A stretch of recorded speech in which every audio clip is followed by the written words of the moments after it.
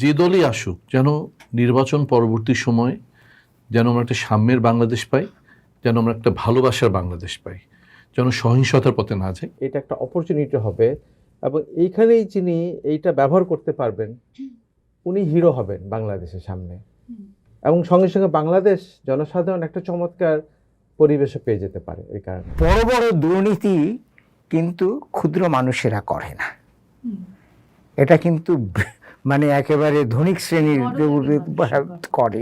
আজকে বাংলাদেশে মোট সম্পদের একেবারে তথ্য অনুযায়ী যে 10% মানুষ উপরের দিকে যারা আছে তাদের কাছে বাংলাদেশের মোট সম্পদের 58%। তো সুতরাং রাজনৈতিক দলগুলো তারা ইশতেহারে বলেছেন ঠিক আছে, তারা যখন সরকার গঠন করবেন তখন কিন্তু এই শক্তিগুলো আবারও সজাগ হবে। গ্রামে গঞ্জে স্কুলগুলো আছে, the first level of corruption, প্রচন্ড করাপশন ওখানে, আপনি জানেন কিনা জানি না। প্রত্যেকটা প্রাইমারি স্কুল ফুললি করাপ্ট। পলিটিশিয়ানরা এটা তুলে দিয়ে বলবেন আমি তোমার জন্য করেছি, এবার আমাকে ভোট দাও, কিন্তু এটার পিছনে কিন্তু অসংখ্য মানুষকে তারা গাধার খাটনি খাটিয়েছে, এই ভাই আপনারা খেটে খেটে করে দেন আমাকে। আমরা আমাদের টোটাল ইকোসিস্টেমটাকে নষ্ট করে ফেলেছি। আমার মতে আমার মনে হয় যে আসলে 36 পাতা 40 পাতার ইশতেহার না করে যদি ইশতেহারে আমরা মূল লক্ষ্য কি চাই সেটাকে কমিয়ে নিয়ে আসা দরকার। বিদগ্ধ মানুষজনদের বলতে শুনেছি যে ঢাকা দোজক হয়ে গেছে, ঢাকা একটা মানে লাইফ সাপোর্টে চলে গেছে ইত্যাদি ইত্যাদি। কিন্তু এই লাইফ সাপোর্টে পাঠানোর পিছনে তো আমাদের গত 50 বছরের ইতিহাস আছে। ঢাকা শহরে আমরা যারা আছি তারা আমরা যদি আজকে যদি আমরা কানাডাতে থাকতাম বা পৃথিবীর অন্য কোনো দেশে থাকতাম তার থেকে আমরা 7 বছর কম বাঁচবো, কারণ ঢাকার বাতাস এত দূষিত। ঢাকা শহর হচ্ছে বাংলাদেশের অর্থনীতির 50%, কিন্তু পরিকল্পনার দিক দিয়ে 1%ও না। আমরা শুধু ঢাকা শহরকে ব্যবহার করছি। যারা নির্বাচন করবেন তাদের উদ্দেশ্যে আমার অনুরোধ হলো যে আপনাদের সামনে আবারও একটা সুযোগ এসছে, পেনাল্টি স্পটে আপনি দাঁড়িয়ে আছেন, যদি গোল করতে না পারেন লাল কার্ড দেখিয়ে দেওয়া হবে।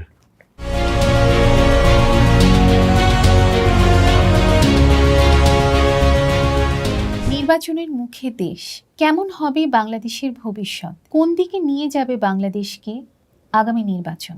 যদি নগরের প্রসঙ্গে আসি তাহলে ঢাকা শহর, যা কিনা বিভিন্ন রকম বিপদের সম্মুখীন, এবং অন্যান্য নগরগুলো, এই আগামী নির্বাচনে আমরা কি আমাদের ঢাকা শহর এবং অন্যান্য নগরগুলোর জন্য একটা নতুন ভবিষ্যতের কথা আশা করতে পারি? নগরনামার আজকের পর্বে আমরা আলোচনা করব যে এবারে নির্বাচনে প্রতিদ্বন্দ্বীকারী দলগুলোর ইশতেহারে আমরা সেই ভবিষ্যতের স্বপ্ন, আশা কোনো প্রতিফলন দেখতে পাচ্ছি কিনা। আজকের আলোচনায় আমাদের সাথে আছেন প্রফেসর ডক্টর সেলিম জাহান, অর্থনীতিবিদ। উনি প্রফেশনাল ফেলো হিসেবে BRAC institute of governance and ডেভেলপমেন্টের সাথে সংযুক্ত আছেন। আমাদের সাথে আরও আছেন স্থপতি Rafiq Assam, principal architect, সাতত্য architects, এবং আছেন barrister Omar Sadat, senior advocate, supreme court, এবং একই সাথে current president of Gulshan society. আমি আপনাদের সবাইকে আজকে নগরনামার এই আলোচনায় আমন্ত্রণ জানাই এবং আপনাদের ধন্যবাদ জানাচ্ছি যে আপনারা এই আলোচনায় অংশগ্রহণ করতে আমাদের সাথে আছেন। যেহেতু নির্বাচন নিয়ে কথা তুললাম, আমাদের সবার মনে বোধহয় একটাই প্রশ্ন, সেটা হচ্ছে যে এই নির্বাচন আমাদের আসলে কোন বাংলাদেশের দিকে নিয়ে যাচ্ছে বা নিয়ে যেতে পারে। আপনারা যদি খুব সংক্ষেপে একটু বলতেন যে আপনারাও কি ভাবছেন। আপনি আমার দিকে যখন তাকাচ্ছেন নিশ্চয়ই আমার কাছ থেকে প্রত্যাশা করছেন। নিশ্চয়ই। আমার মনে হয় যে এই নির্বাচনের পরিপ্রেক্ষিতে একটা প্রত্যাশা প্রত্যেকের মনেই আছে। সেই প্রত্যাশার নানান রকমের প্রকৃতি, নানান রকমের রূপ থাকতে পারে, কিন্তু যদি অভিন্ন একটা জায়গায় আমরা দাঁড়িয়ে থাকি তাহলে বলতে হবে যে প্রত্যাশাটা হচ্ছে যে একটা গণতান্ত্রিক কাঠামো থাকবে, প্রত্যাশাটা হচ্ছে যে একটা সাম্য, সমতা এবং ন্যায্যতার ভিত্তিতে একটা সমাজ গড়ে উঠবে, এবং প্রত্যাশাটা হচ্ছে যে এমন একটা উন্নয়নের পথে আমরা যাব যেটা মানুষের সার্বিক মুক্তির দিকে যাবে। সুতরাং মোটা দাগে যদি বলি তাহলে পরে এটাই হচ্ছে সাধারণ মানুষের, গণমানুষের একটা প্রত্যাশা আগামীর বাংলাদেশের।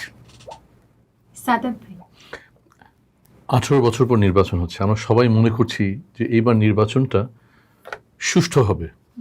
কে জিতবে সেটা অনেক বড় প্রশ্নের কথা। একসময় মনে হচ্ছিল যে এক দল জিতবে, এখন মনে হচ্ছে না, ঠিক হয়তো 50-50 হবে। কি হবে কেউ বলতে পারছে না।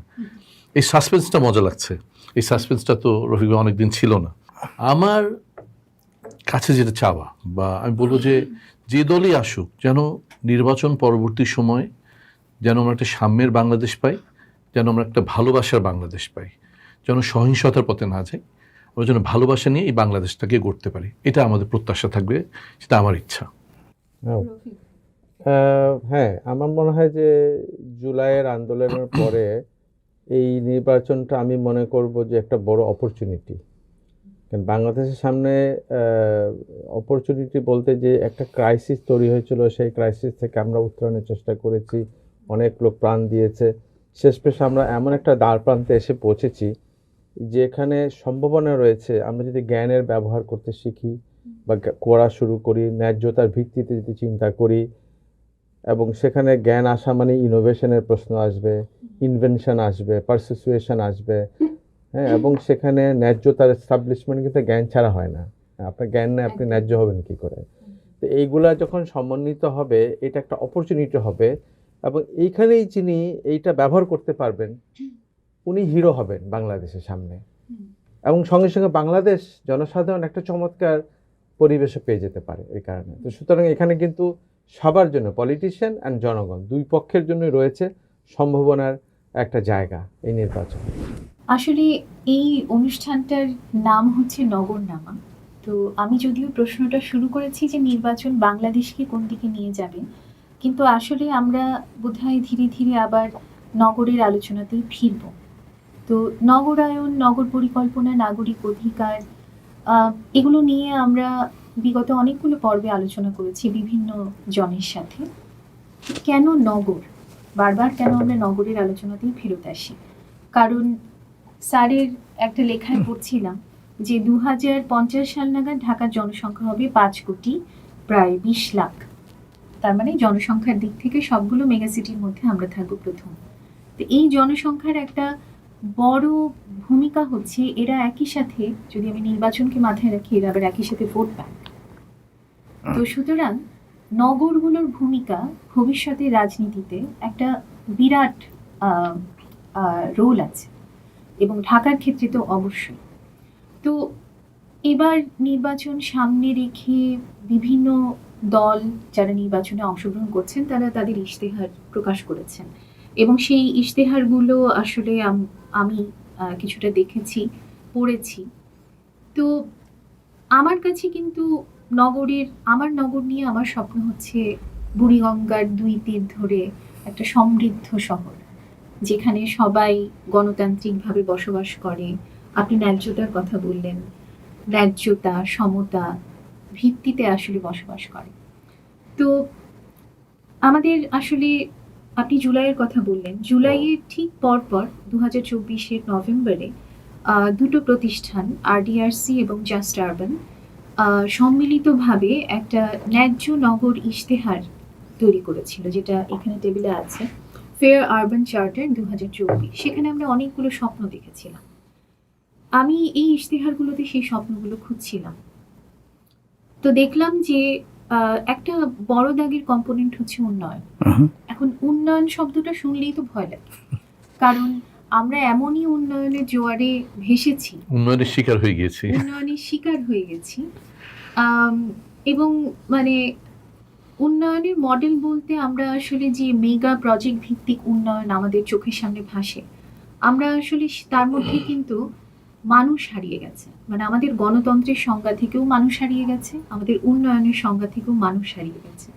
তো এই জায়গাটাতেই আমি স্যারের কাছে একটা প্রশ্ন রাখবো যে এই নির্বাচন কি আমাদের আসলে একটা অন্যরকম উন্নয়নের দিকে নিয়ে যেতে পারে, বা আপনারা কি দেখছেন?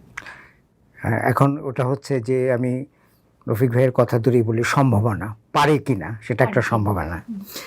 এখন উন্নয়নের ব্যাপারে সব ইশতেহারেই, সব রাজনৈতিক দলই সর্বকালে কিছু জনতুষ্টিমূলক কথা বলে, যেমন মানুষের কল্যাণ, মানবতাবাদী একটা উন্নয়ন, সমতা, ন্যায্যতা, এই কথাগুলো আমরা খুব বলি। এখন এই কথাগুলোর একটা দার্শনিক দিক আছে, সেটা আমরা প্রত্যেকেই জানি, কিন্তু এই কথাগুলোর একটা প্রায়োগিক দিক আছে। ন্যায্যতা কথাটা দার্শনিক দিক থেকে বলা যত সহজ, এটা প্রয়োগ করা কিন্তু তত সহজ নয়, এটা আমরা প্রত্যেকেই জানি।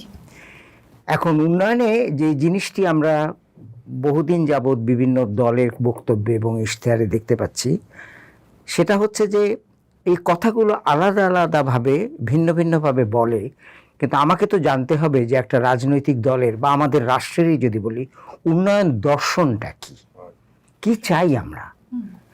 এখন আমি মনে করি যে এর আগেও আমরা দেখেছি যে উন্নয়ন বলতে অবকাঠামোর পরিবর্তনের কথা আমরা বলেছি, উন্নয়ন বলতে আমরা 7% না 9% প্রবৃদ্ধি অর্জন করব সেটার কথাও আমরা বলেছি, রপ্তানি আয় আমাদের কতটা বাড়াতে হবে সেটাও বলেছি। তো মূলত পরিমাণগত কতগুলো নির্ণায়ক নিয়ে তার বিস্তারকেই আমরা উন্নয়ন বলেছি মোটামুটিভাবে। এখন যে কথাটি আপনি বললেন নবনীতা, যে এই পুরো আলোচনায় মানুষ কিন্তু প্রান্তসীমায় চলে গেছে, মানুষ উন্নয়নের কেন্দ্রবিন্দু থাকেনি, মানুষ উন্নয়ন প্রক্রিয়ায় সেই অর্থে অংশগ্রহণ করেনি। মানে আমি যেটা বলতে যাচ্ছি যে আমাদের রুটি রোজগারের জন্য কাজ করা আর উন্নয়নের একটা অংশ হওয়া কিন্তু এক জিনিস নয়। তো মানুষ সেখানেও ধরুন অংশগ্রহণ করতে পারেনি, মানুষ সিদ্ধান্ত গ্রহণের ক্ষেত্রেও কিন্তু গ্রহীতা থেকে গেছে, কিন্তু সে সেখানে কোনো রকমের অবদান রাখতে পারেনি। তা আমি মনে করি যে উন্নয়নের চূড়ান্ত লক্ষ্য হচ্ছে মানুষ। আমি যদি আব্রাহাম লিঙ্কনের সেই কথাটাকে একটু অন্যভাবে বলি, তাহলে মানুষের উন্নয়ন, মানুষের জন্য উন্নয়ন এবং মানুষের দ্বারা উন্নয়নটা হচ্ছে উন্নয়ন। এখন মানুষের জন্য উন্নয়ন যে আমাদের প্রত্যেকের সক্ষমতা বাড়াতে হবে, শুধু উপরের তলায় যারা আছে তা নয়, যারা বঞ্চিত, যারা প্রান্তিক পর্যায়ের মানুষ, তাদের সক্ষমতা বাড়াতে হবে, সেটা মানুষের উন্নয়ন। মানুষের জন্য উন্নয়ন মানে উন্নয়নের যে সুফলটা সেটা ন্যায্যভাবে সমতা ভিত্তিতে আমাদেরকে বন্টন করতে হবে, সেই বন্টনের মধ্যে যেন সমতা না থাকে। আর তৃতীয়ত, যখনই উন্নয়নের সিদ্ধান্ত গ্রহণ করা হয় বিভিন্ন পর্যায়ে, সেখানে যেন মানুষের কণ্ঠস্বরটা থাকে, তার যে বক্তব্যতা যাতে থাকে, সেটাকে আমি উন্নয়ন বলি। আর আমি শেষ করছি এটা বলে যে আমরা আমাদের রাজনীতিবিদেরা তাদের ইশতেহারে, তাদের কার্যক্রমে উন্নয়ন কথাটাকে খুব ঢালাওভাবে ব্যবহার করেন। আমি দুটো শব্দের মধ্যে তফাৎ করি, একটা হচ্ছে অর্জন আর একটা হচ্ছে উন্নয়ন। এখন অর্জন মানে হচ্ছে যে কোনো ইতিবাচক কোনো বিষয়ের যদি প্রসার ঘটে বা কোনো নেতিবাচক বিষয়ের যদি হ্রাস পায়, সেটা হচ্ছে অর্জন। আমি যদি অর্থনীতির দিক থেকে বলি যে আমাদের জাতীয় আয় ধরা যাক 1 বিলিয়ন থেকে 3 বিলিয়ন হয়ে গেল, অর্জন। আমাদের মাথাপিছু আয় $2,500 থেকে ধরা যাক $5,000 হলো, অর্জন। ঠিক তেমনিভাবে শিশুর মৃত্যুর হার যদি 34 থেকে প্রতি 1000 21-এ নেমে আসে, সেটাও অর্জন। কিন্তু আমি তো উন্নয়ন বলবো তখনই যখন এই অর্জনগুলোর সঙ্গে সঙ্গে পরিমাণগত বিস্তারের সঙ্গে সঙ্গে একটা গুণগত পরিবর্তন থাকবে। আপনার অর্থনীতি বিস্তারিত হলো কিন্তু সেটা সমভাবে বন্টিত হলো না, অর্জন। আমার কাছে সেটা উন্নয়ন নয়। শিশু মৃত্যুর হার কমে গেল কিন্তু তার পুষ্টির জায়গাটায় আমরা কিছুই করতে পারলাম না, সেটা হচ্ছে অর্জন, কিন্তু উন্নয়ন নয়। তা আমার মতে যে আমরা ঢাকা নগরীর কথাই বলি, দেশের কথাই বলি, অঞ্চলের কথাই বলি যদি, তাহলে পরে আমরা উন্নয়নের কেন্দ্রে মানুষকে রাখতে হবে। উন্নয়ন পরিকল্পনায়, উন্নয়ন নীতিমালায় এবং অর্থ বরাদ্দে, অর্থায়নে সেই ব্যাপারটি রাখতে হবে। আর দ্বিতীয়ত গুণগত দিকের দিকে নজর দিতে হবে। এবং আমরা যারা মনে হয় যে যাদের সন্তান রয়েছে, তারা প্রত্যেকেই জানি যে আজকাল একটা কথা আমরা প্রায় শুনি যে শিক্ষার তো প্রসার ঘটছে, কিন্তু শিক্ষার মান কোথায় আছে, এটা প্রত্যেকেই আপনি আমি রাস্তায় কারোর সাথে বললেই এই কথাটা কিন্তু উঠে আসবে। স্বাস্থ্য খাতেও একই কথা উঠে আসবে। সনদ নিয়ে বেরিয়ে আসছে বাংলাদেশের বিশ্ববিদ্যালয়গুলো থেকে প্রতি বছর 7 লাখ স্নাতক, কিন্তু আপনি যদি দেখেন তারা কতখানি শিখেছে, কতটুকু তাদের মধ্যে জ্ঞান সঞ্চারিত হয়েছে, তখন হয়তো আপনি দেখবেন যে সেখানে একটা পার্থক্য বা একটা ফারাক রয়েছে। তো আমি উন্নয়নের দর্শনটাকে আমি ওইভাবে দেখতে চেষ্টা করি। আপনার কথা থেকে একটা ইন্টারেস্টিং যেটা ডাইমেনশন আমি পেলাম, সেটা হচ্ছে যে আমরা উন্নয়নকে অত্যন্ত কোয়ান্টিফায়াবলি দেখছি, নিশ্চয়ই কিন্তু কোয়ালিটেটিভলি আমি দেখছি না, নিশ্চয়ই। এটাও বোধহয় আমাদের উন্নয়নের সংজ্ঞা বা উন্নয়নের যে মডেল, এটার একটা বড় ডাউন সাইড। আমি আরেকটা জিনিস বলবো, সেটা হচ্ছে যে আমরা তো এতক্ষণ বলছি যে গণতন্ত্রের সংজ্ঞা থেকে বা উন্নয়নের সংজ্ঞা থেকে মানুষই হারিয়ে গেছে। আরেকটা জিনিসও বোধহয় হারিয়ে গেছে, সেটা হচ্ছে প্রকৃতি, পরিবেশ। মানে আছে কোথায় যেন ওই মানুষের মতোই খুব প্রান্তিকভাবে কোনো রকমে আমাদের পরিকল্পনার যে গাইডলাইনগুলো, যেমন ড্যাব বা এই ধরনের গাইডলাইনে খুব প্রান্তিকভাবে আমাদের পরিবেশ প্রকৃতি রয়ে গেছে, ঠিক আমাদের জীবনের সাথে সংযুক্ত হয়ে জীবনের অংশ হিসেবে তাকে আমরা বিবেচনা করছি না। তো এবারের ইশতেহারে আমরা কিছু কিছু পরিবেশ সম্পর্কিত কিছু প্রতিশ্রুতি পাচ্ছি। তার মধ্যে একটা প্রতিশ্রুতি বিএনপির পক্ষ থেকে এসছে, সেটা হচ্ছে যে খাল খনন কর্মসূচি, যেটা 80-র দশকের দিকে সাবেক রাষ্ট্রপতি জিয়াউর রহমান উনি শুরু করেছিলেন, এবং সেটারই একটা কি বলবো, সেটারই আবার পুনর্জীবিত করার মতো করে একটা প্রতিশ্রুতি এসছে। এখন 20,000 কিলোমিটার খাল খনন হবে 5 বছর ব্যাপী। এটা খুবই একটা আশা জাগানো একটা প্রতিশ্রুতি, কিন্তু আবার বিশেষজ্ঞরা এটাও বলছেন যে এই কাজগুলো যদি আসলে এখনকার জিওগ্রাফিক এবং হাইড্রোলজিক্যাল সিচুয়েশন এবং জিওপলিটিক্যাল সিচুয়েশন চিন্তা ভাবনা না করে করা হয়, তাহলে আসলে এটা হিতে বিপরীত হবে। এটা নিয়ে কি আপনারা কেউ কোনো মন্তব্য করতে চান?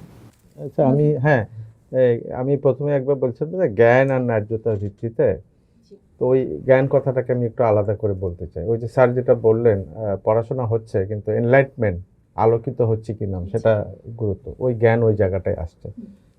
স্যারের একটা কথা নবনীতা আপনি বলছিলেন যে 5 কোটি লোক হবে 2050 সালে ঢাকা শহরের। এটা কি মানে হচ্ছে যে আমাদের জনসংখ্যা বাড়ছে সেজন্য? আসলে না, কিন্তু এই যে জ্ঞানের প্রশ্ন মানে কথাটা আসছে, আপনি যদি ভালো করে খেয়াল করেন, আসলে মুভমেন্ট হচ্ছে, মাইগ্রেশন হচ্ছে ঢাকাতে। কারণ প্রতি নারীর কিন্তু বাংলাদেশের নারীদের 75-76 সালে 5 ছিল আপনার বার্থ একজনের জন্য 5টা সন্তান। সেই কারণে আমরা কিন্তু খুব অনেক প্রচারণা করেছি একসময় যে 2টি সন্তান নেন, ছেলে মেয়ে হোক, অনেক করেছি, অনেক বাজেট পেয়েছি আমরা সেজন্য। এখন কিন্তু 2 হচ্ছে আইডিয়াল। 2 থেকে নামতে থাকলে চিন্তার কথা, যেটা সিঙ্গাপুরে প্রবলেম হচ্ছে, অনেক দেশে প্রবলেম হচ্ছে, জাপানে তো বিশাল প্রবলেম হচ্ছে। আমাদের কিন্তু 1.9-এ 95-96 গিয়ে ঠেকেছে এখন। তার মানে আমাদের জনসংখ্যা কিন্তু 2050 সালে কমবে। That is a possibility, scientifically চিন্তা করলে কমবে। সুতরাং তার মানে এই লোক আসলো কোত্থেকে? এটা হচ্ছে কি ক্লাইমেট ক্রাইসিসের কারণে, চেঞ্জের কারণে, নদী ভাঙার কারণে, জব না থাকার কারণে, শহর কেন্দ্রিক যখন মানুষ হবে তখন কিন্তু এই সংখ্যা বাড়ছে। তার মানে দেখেন, এটা কিন্তু এমন জনসংখ্যা বুম করছে বলে আমরা শহরে বেশি লোক পাচ্ছি। তো হঠাৎ শুনলে আপনার মনে হতে পারে যে আরে এত লোক বেড়ে গেল। তো এইখানে জ্ঞানের চর্চা আপনার, যেন আপনি নদী খাল কাটার কথা বলছেন, এখন আপনি দেখেন আপনার খালে রাখবো কি, পানিটাই তো বেসিক্যালি। এখন জিওপলিটিক্যাল কন্ডিশন চিন্তা করলে অনেক বাদ দিচ্ছে, অনেক জায়গায় চায়না বাদ দিচ্ছে, ইন্ডিয়া বাদ দিচ্ছে, কিন্তু আপনি আবার অঙ্ক করে যদি না আসেন যে খালটা কোথায় কাটবো, কতটুকু কাটবো, কোথা থেকে পানিটা নিব। একটা তো হচ্ছে যে বাংলাদেশ যদি আপনি ধরেন, বাংলাদেশের সাইজ যা, তার কিন্তু অলমোস্ট 13 গুণ বেশি, মানে মোর দেন 2 মিলিয়ন স্কোয়ার কিলোমিটার এরিয়া আমার মাথার উপরে হিমালয় থেকে পানি ছাড়ে। সেই পানির যে গেঞ্জেস, যে পুরো প্লেনটা, সঙ্গে কিন্তু ব্রহ্মপুত্র যে প্লেন আছে আপনার, আর আপনার এই বেসিক্যালি 2টা প্লেন আপনার জড়ো হয়ে যে পানিটা নামে নিচে, সেটা পরিমাণ বাংলাদেশ থেকে 13 গুণ বেশি। তার মানে বাংলাদেশ তো আসলে ল্যান্ড নাই, যেটা আছে পানি, বর্ষাকালে তাই 80%-এর মতো তো ডুবে যায় বাংলাদেশ। সেটা আমাদের হেল্প করে কেন? শস্য উৎপাদনে পরবর্তীতে সফট পলিমাটির কারণ। তো কাজে এই যে ডাইনামিক্সটা আপনার, এটা কিন্তু কন্টিনিউ করবে। এখন পানি আপনি কমাতে কমাতে 5 টাইমস বাংলাদেশের হয়ে গেল। কেউ পানি মেরে দিচ্ছে, ডাইভার্ট করে দিচ্ছে, এটাও তো কঠিন কাজ। হয়তো খুব সামান্য পানি ডাইভার্ট হবে, কিন্তু ওইটা কিন্তু বেশি থাকছে। তার মানে আপনি প্ল্যান করলে কিন্তু পানি পাবেন বেশি। আচ্ছা, ওখানে পানি কমছে, আপনার তো উপর থেকে পানি আসে বাংলাদেশে, আপনার সাইমালটেনিয়াস মুভ করে, উপর থেকে পানি আসছে, আকাশ থেকে বৃষ্টি পড়ছে। বৃষ্টির পরিমাণ কিন্তু ঢাকা শহরেই যদি বলি 2000-এর উপরে, এবং সিলেট গেলে তো 3000-এর উপরে চলে যাচ্ছে। পুরো বাংলাদেশের প্রেক্ষাপটে কিন্তু 2000-এর উপরে বৃষ্টির পরিমাণ আছে। এই পানি ঢাকা শহরে যে যদি 1500 স্কোয়ার কিলোমিটার যদি ধরি মেট্রোপলিটন এরিয়া, যেটা রাজুকের এরিয়া, সেই এলাকাতে আপনি যদি পানি রাইটলি ধরতে পারেন, তার পরিমাণ গিয়ে দাঁড়াবে মোটামুটি 900 বিলিয়ন লিটার পানি পাবেন আপনি। কিন্তু আপনি কিন্তু খরচ করছেন ওই এক বছরে পানি মনে করেন 3 বিলিয়ন আপনার মানে প্রায় ডাবলের বেশি পানি কিন্তু বৃষ্টি থেকে আসে। তো আপনি তো অঙ্ক করেন এবং ওই অঙ্কের আধারে আপনি খাল কাটেন, মাটির নিচে পানি পাঠিয়ে দেন, কারণ টেনে খেতে হবে তো আবার। তো এইভাবে যদি আপনি ডিস্ট্রিবিউট করেন অঙ্কের ভিত্তিতে, জ্ঞানের ভিত্তিতে, তাহলে আপনার যে রিসোর্স আছে এটা কিন্তু এখন পর্যন্ত বেশি আছে। কিন্তু না অঙ্ক করেন তাহলে ভুল জায়গায় কাটবেন, রং হবে, কাজে আসবে না, ওটা বুমেরাং হবে, আরো বিপদে পড়তে পারেন। এগুলো ঘটতেই থাকবে আমাদের। আমি একটা এক্সাম্পলই দিলাম। যে রফিক ভাইয়ের কাছ থেকে একটু নিয়ে বলি আমি এখানে, মানে ঢাকা তো আমাদের এক একজনের কাছে এক এক রকম। কারোর কাছে ভালোবাসার শহর, কারোর কাছে প্রাণের শহর, কারোর কাছে জাদুর শহর। অনেকে অনেক স্বপ্ন নিয়ে আমরা এই ঢাকা শহরে আসি, সেই স্বপ্নগুলোকে আমরা সব জাদুঘরে পাঠিয়ে দিচ্ছি। যেটা আপনার কথা নিয়ে যদি বলি যে আমাদের কিন্তু পানির স্তর প্রতি বছর কমে যাচ্ছে। এত পানির দেশ বাংলাদেশ, এত পানির শহর ঢাকা, তো সেই পানি কিন্তু চলে যাচ্ছে। আশা জায়গায় নিয়ে হচ্ছে, আমি প্রত্যেকটা ইশতেহার পরে দেখলাম সবকটা রাজনৈতিক দলের ইশতেহারের মধ্যেই তারা কিন্তু রেইন ওয়াটার হারভেস্টিংয়ের কথা বলছেন। এখন এই রেইন ওয়াটার হারভেস্টিংটাকে আমরা কিভাবে বাস্তবায়ন করব, সেখানে যে প্রশ্ন। তো না, ওই যে ইংরেজিতে বলে না যে you get what you do not get what you wish for, you get what you fight for. তো আমাদের যারা এগুলো আলোচনা করছি, যেগুলো আমাদের এই ওনারা যে কথাগুলো ইশতেহারে বলেছেন, সেই কথাগুলো যেন ওনারা বাস্তবে প্রয়োগ করতে পারেন, ইশতেহার যেন থেকে না যায়, সেটার জন্য আমাদের যারা এই বিষয়গুলো নিয়ে কথা বলি, সেগুলো নিয়ে আমাদের কাজ করতে হবে। শুধু কথাগুলো যেন বাতাসে মিলিয়ে না যায়। কথা বলা সহজ, সে বাস্তবে যদি প্রয়োগ করতে হয়। যে খাল কাটা নিয়ে যদি বলি, আমরা ঢাকা শহরে, রফিক ভাই আপনি জানেন যে আমরা 80% খাল আমরা দখল করে ফেলেছি। মানে আমাদের যে বৃষ্টির পানি, একটু বৃষ্টি হলে ডুবে যাচ্ছে আমাদের সবকিছু। আমি এটা বলতে চাচ্ছিলাম যে ওনাদের ইশতেহারে খাল খনন প্রকল্প যদিও আছে এবং রেইন ওয়াটার হারভেস্টিং এর কথাও বলা আছে, কিন্তু আমাদের হারিয়ে যাওয়া জলাশয়গুলো পুনরুদ্ধারের গল্পটা কিন্তু নেই। সুতরাং এই দুটোকে আমাদের এক জায়গায় করে দিতে হবে। আমাদের 80% যে খালগুলো দখল হয়ে গেছে, বুঝে গেছে, সেগুলো যদি ওনারা খোলে, তাহলে দুটো কাজ হবে একসঙ্গে। ওনাদের খাল কাটা কর্মসূচিও হবে, আবার একই সঙ্গে বৃষ্টি পানিও আমরা ধরে রাখতে পারবো। তাহলে তো এই 1 ঘন্টার বৃষ্টিতে ঢাকা শহর ডুবে যাচ্ছে, এটা কোনো কথা নাকি? হিসাব করতে হবে, এইসব বসে অঙ্ক করে হিসাব করে বের করে যদি করতে পারি, আমাদের ধারণা সামনে দিয়ে আগাতে হবে। বলেন যে ঢাকা শহর হচ্ছে বাংলাদেশের অর্থনীতির 50%, কিন্তু পরিকল্পনার দিক দিয়ে 1%ও না। আমরা শুধু ঢাকা শহরকে ব্যবহার করছি, we are using it, we are raping it. এর ফলশ্রুতিটা কি হচ্ছে আমরা কেউ চিন্তা করছি না। একইভাবে আপনার সাথে আমি যোগ করি যে বিএনপি এটাতে আমি দেখলাম, ও বলছিল যে গাছ লাগানো হবে, কত লক্ষ গাছ, 25 কোটি 25 কোটি গাছ লাগানো হবে। এখন দেখেন, এখন 25 কোটি, এটা অত্যন্ত ভালো কথা এবং উদ্যোগ হিসাবে একটা দারুণ উদ্যোগ আপনার। কিন্তু ওই যে কথা আসছে যে ইমপ্লিমেন্টেশন হবে, এখন ধরেন একটা লোকের জন্য অক্সিজেন দরকার হয় ভালোভাবে বেঁচে থাকতে 550 লিটার প্রতিদিন মনে করেন, এটা কিন্তু রিকোয়ারমেন্ট। হ্যাঁ, ডাক্তারদের হিসাবে এই রিকোয়ারমেন্ট। এখন ঢাকা শহরে বা বাংলাদেশে কত লোক আছেন, সেই লোকের জন্য কত গাছ আছে, তার একটা সুমারি হওয়া দরকার। সুমারি হওয়া দরকার, বৃক্ষ সুমারি হওয়া দরকার। হ্যাঁ, সুমারি হওয়া দরকার।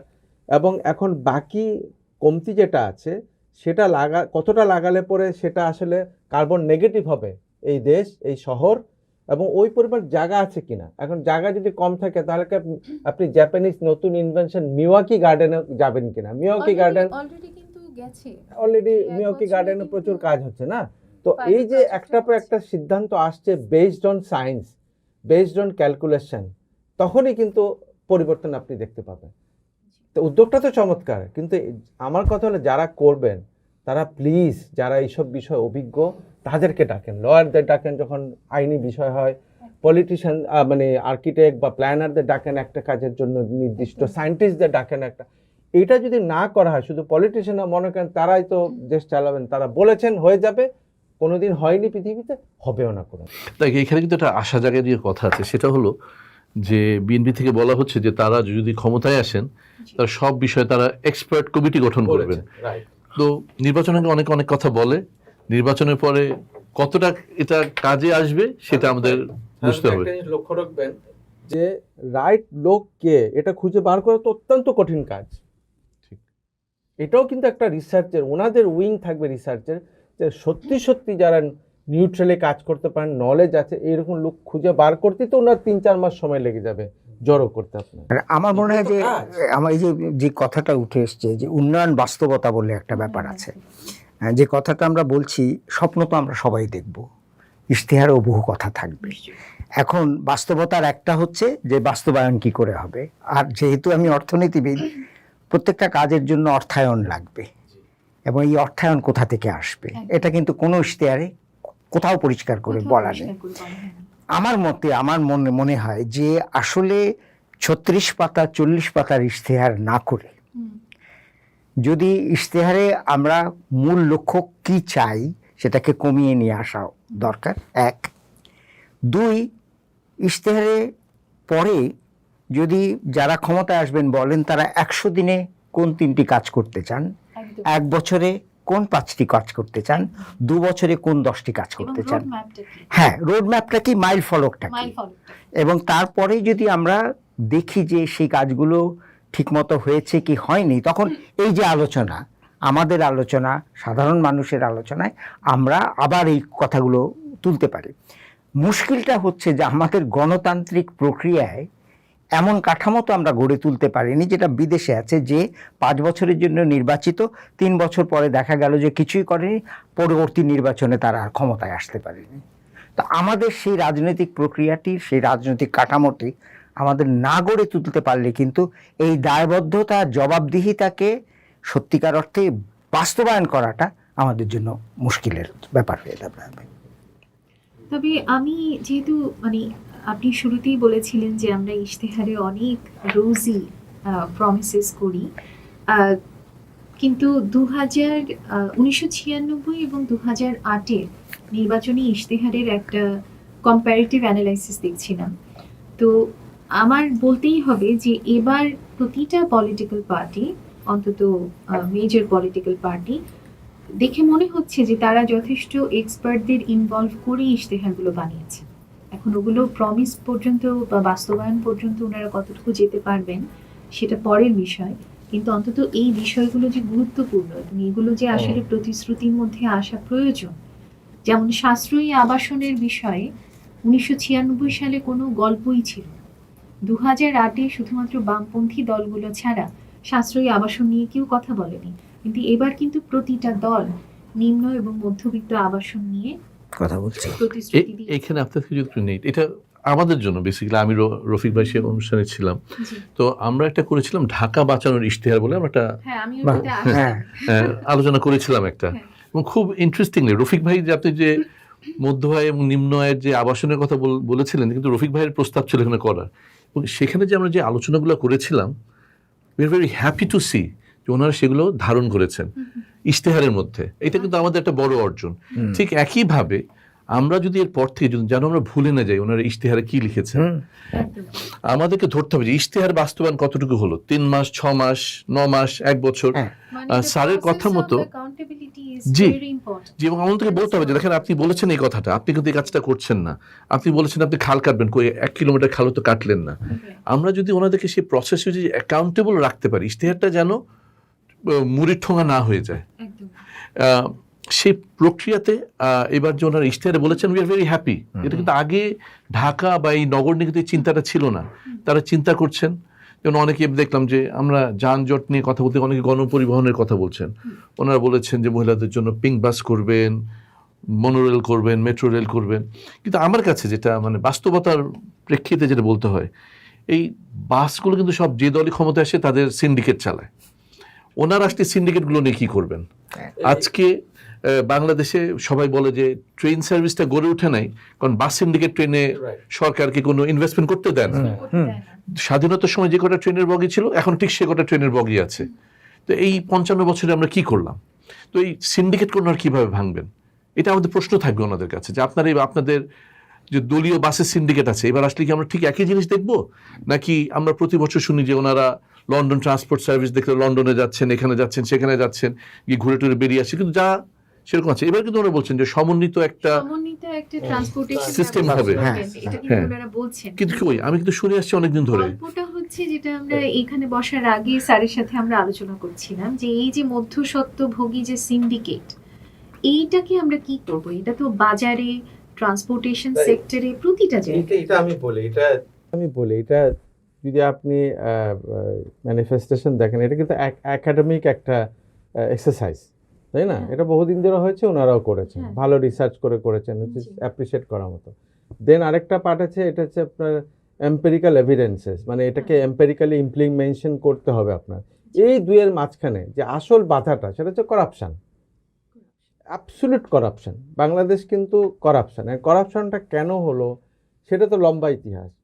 বাট যেটা আমি বলতে চাই, করাপশনের পিছনে এটা ন্যাচারালি হয়েছে বিকজ ইউরোপেও করাপশন হয়, কিন্তু আমরা ইউরোপকে কিন্তু করাপ্ট কান্ট্রি হিসেবে দেখি না। হ্যাঁ, সব দেশে করাপশন হয়, কিন্তু ওদের দেখি না কেন? ওরা কিন্তু এটার জন্য যে স্ট্রাগল, হাজার হাজার বছর ধরে ইউরোপ স্ট্রাগল করেছে, নলেজ অর্জন করেছে, এবং নলেজের পাশাপাশি এথিক্যাল যে স্ট্যান্ডার্ড তারা কিন্তু মেনশন করেছে, যে এথিক্স একটা বড় জিনিস। তার পাশাপাশি তারা আপনার এস্থেটিক্স ডেভেলপ করেছে। এই জন্য ইউরোপকে আমরা সুন্দর হিসাবে দেখি। এই যে একটা জার্নি আমরা কিন্তু কখনো করি নাই। হাজার বছরে আমাদের কিন্তু নলেজের উপর অ্যানালাইসিস নাই, এটা ইমপ্লিকেশন নাই। তো কাজেই করাপশন ওই জায়গাটা ফিল করেছে, যেটা পাকিস্তানে দেখবেন, ইন্ডিয়াতে অনেক জায়গায় দেখবেন, অনেক থার্ড ওয়ার্ল্ড কান্ট্রিজে এইটা দেখবেন, ওইটা ফিল করে কিন্তু করাপশন। তো আমাদের কিন্তু ওনারাও দেখলাম এবার সবাই কিন্তু করাপশন নিয়ে কথা বলছেন, কিন্তু করাপশন যদি গলা চিপে না ধরতে পারেন তাহলে এই ইয়েগুলো আপনার ম্যানিফেস্টেশনগুলো কিন্তু আপনি কোনোভাবেই ওই ব্যারিয়ার ক্রস করে ইমপ্লিমেন্ট করতে পারবেন না। এই ব্যাপারে নিশ্চিত। এবং ডে ওয়ানে ওনারা যদি না বলেন যে না, ওনারা যে দেখলাম বিএনপি ম্যানিফেস্টোতে দেখলাম যে ওনারা বলেছেন যে ফুটপাথটা ওনারা পরিষ্কার করে দিবেন। ফুটপাথটা দখল করে রেখেছে কি? এবং রাস্তা প্রশস্ত করবে। জি, ফুটপাথটা দখল করে রেখেছে, এটা তো আমাদের সবার জানা। তাহলে আমরা এখানে ওনাদের কি কার্যক্রম হবে ওনাদের ডে ওয়ানে বলতে হবে, যেই ক্ষমতায় আসুক, যে আমরা ক্ষমতায় এসেছি, আমরা এই করাপশনকে কিভাবে করব, এই সিন্ডিকেটকে আমরা কিভাবে ভাঙবো, এটা হচ্ছে আমাদের প্রথম দিনের কথা। প্রথম দিনের প্রথম কথা হবে সেটা। কারণ এছাড়া আপনি যা কিছু বলেন না কেন, এগুলো বাদ না দিলে আপনি বাস্তবায়ন করতে পারবেন না। এটাই তো পৃথিবীর সব দেশ এটাই শিখে। এবং আমরা যখন লি কুয়ান ইউর যখন বইটা পড়ি যে from third world to first, এইভাবে যখন ওনারা এসছেন, যদি আমরা 30 বছরের মধ্যে যদি একটা আমাদেরকে প্রথম সারির দেশ হতে হয়, সেটা বাদ দিলাম, মধ্যম সারির দেশও যদি হতে হয়, করাপশন বাদ না দিলে সেটা সম্ভব না। হ্যাঁ, আর ওই যে রোডের কথা আসলো না, রোড চওড়া করা যাবে না কেন?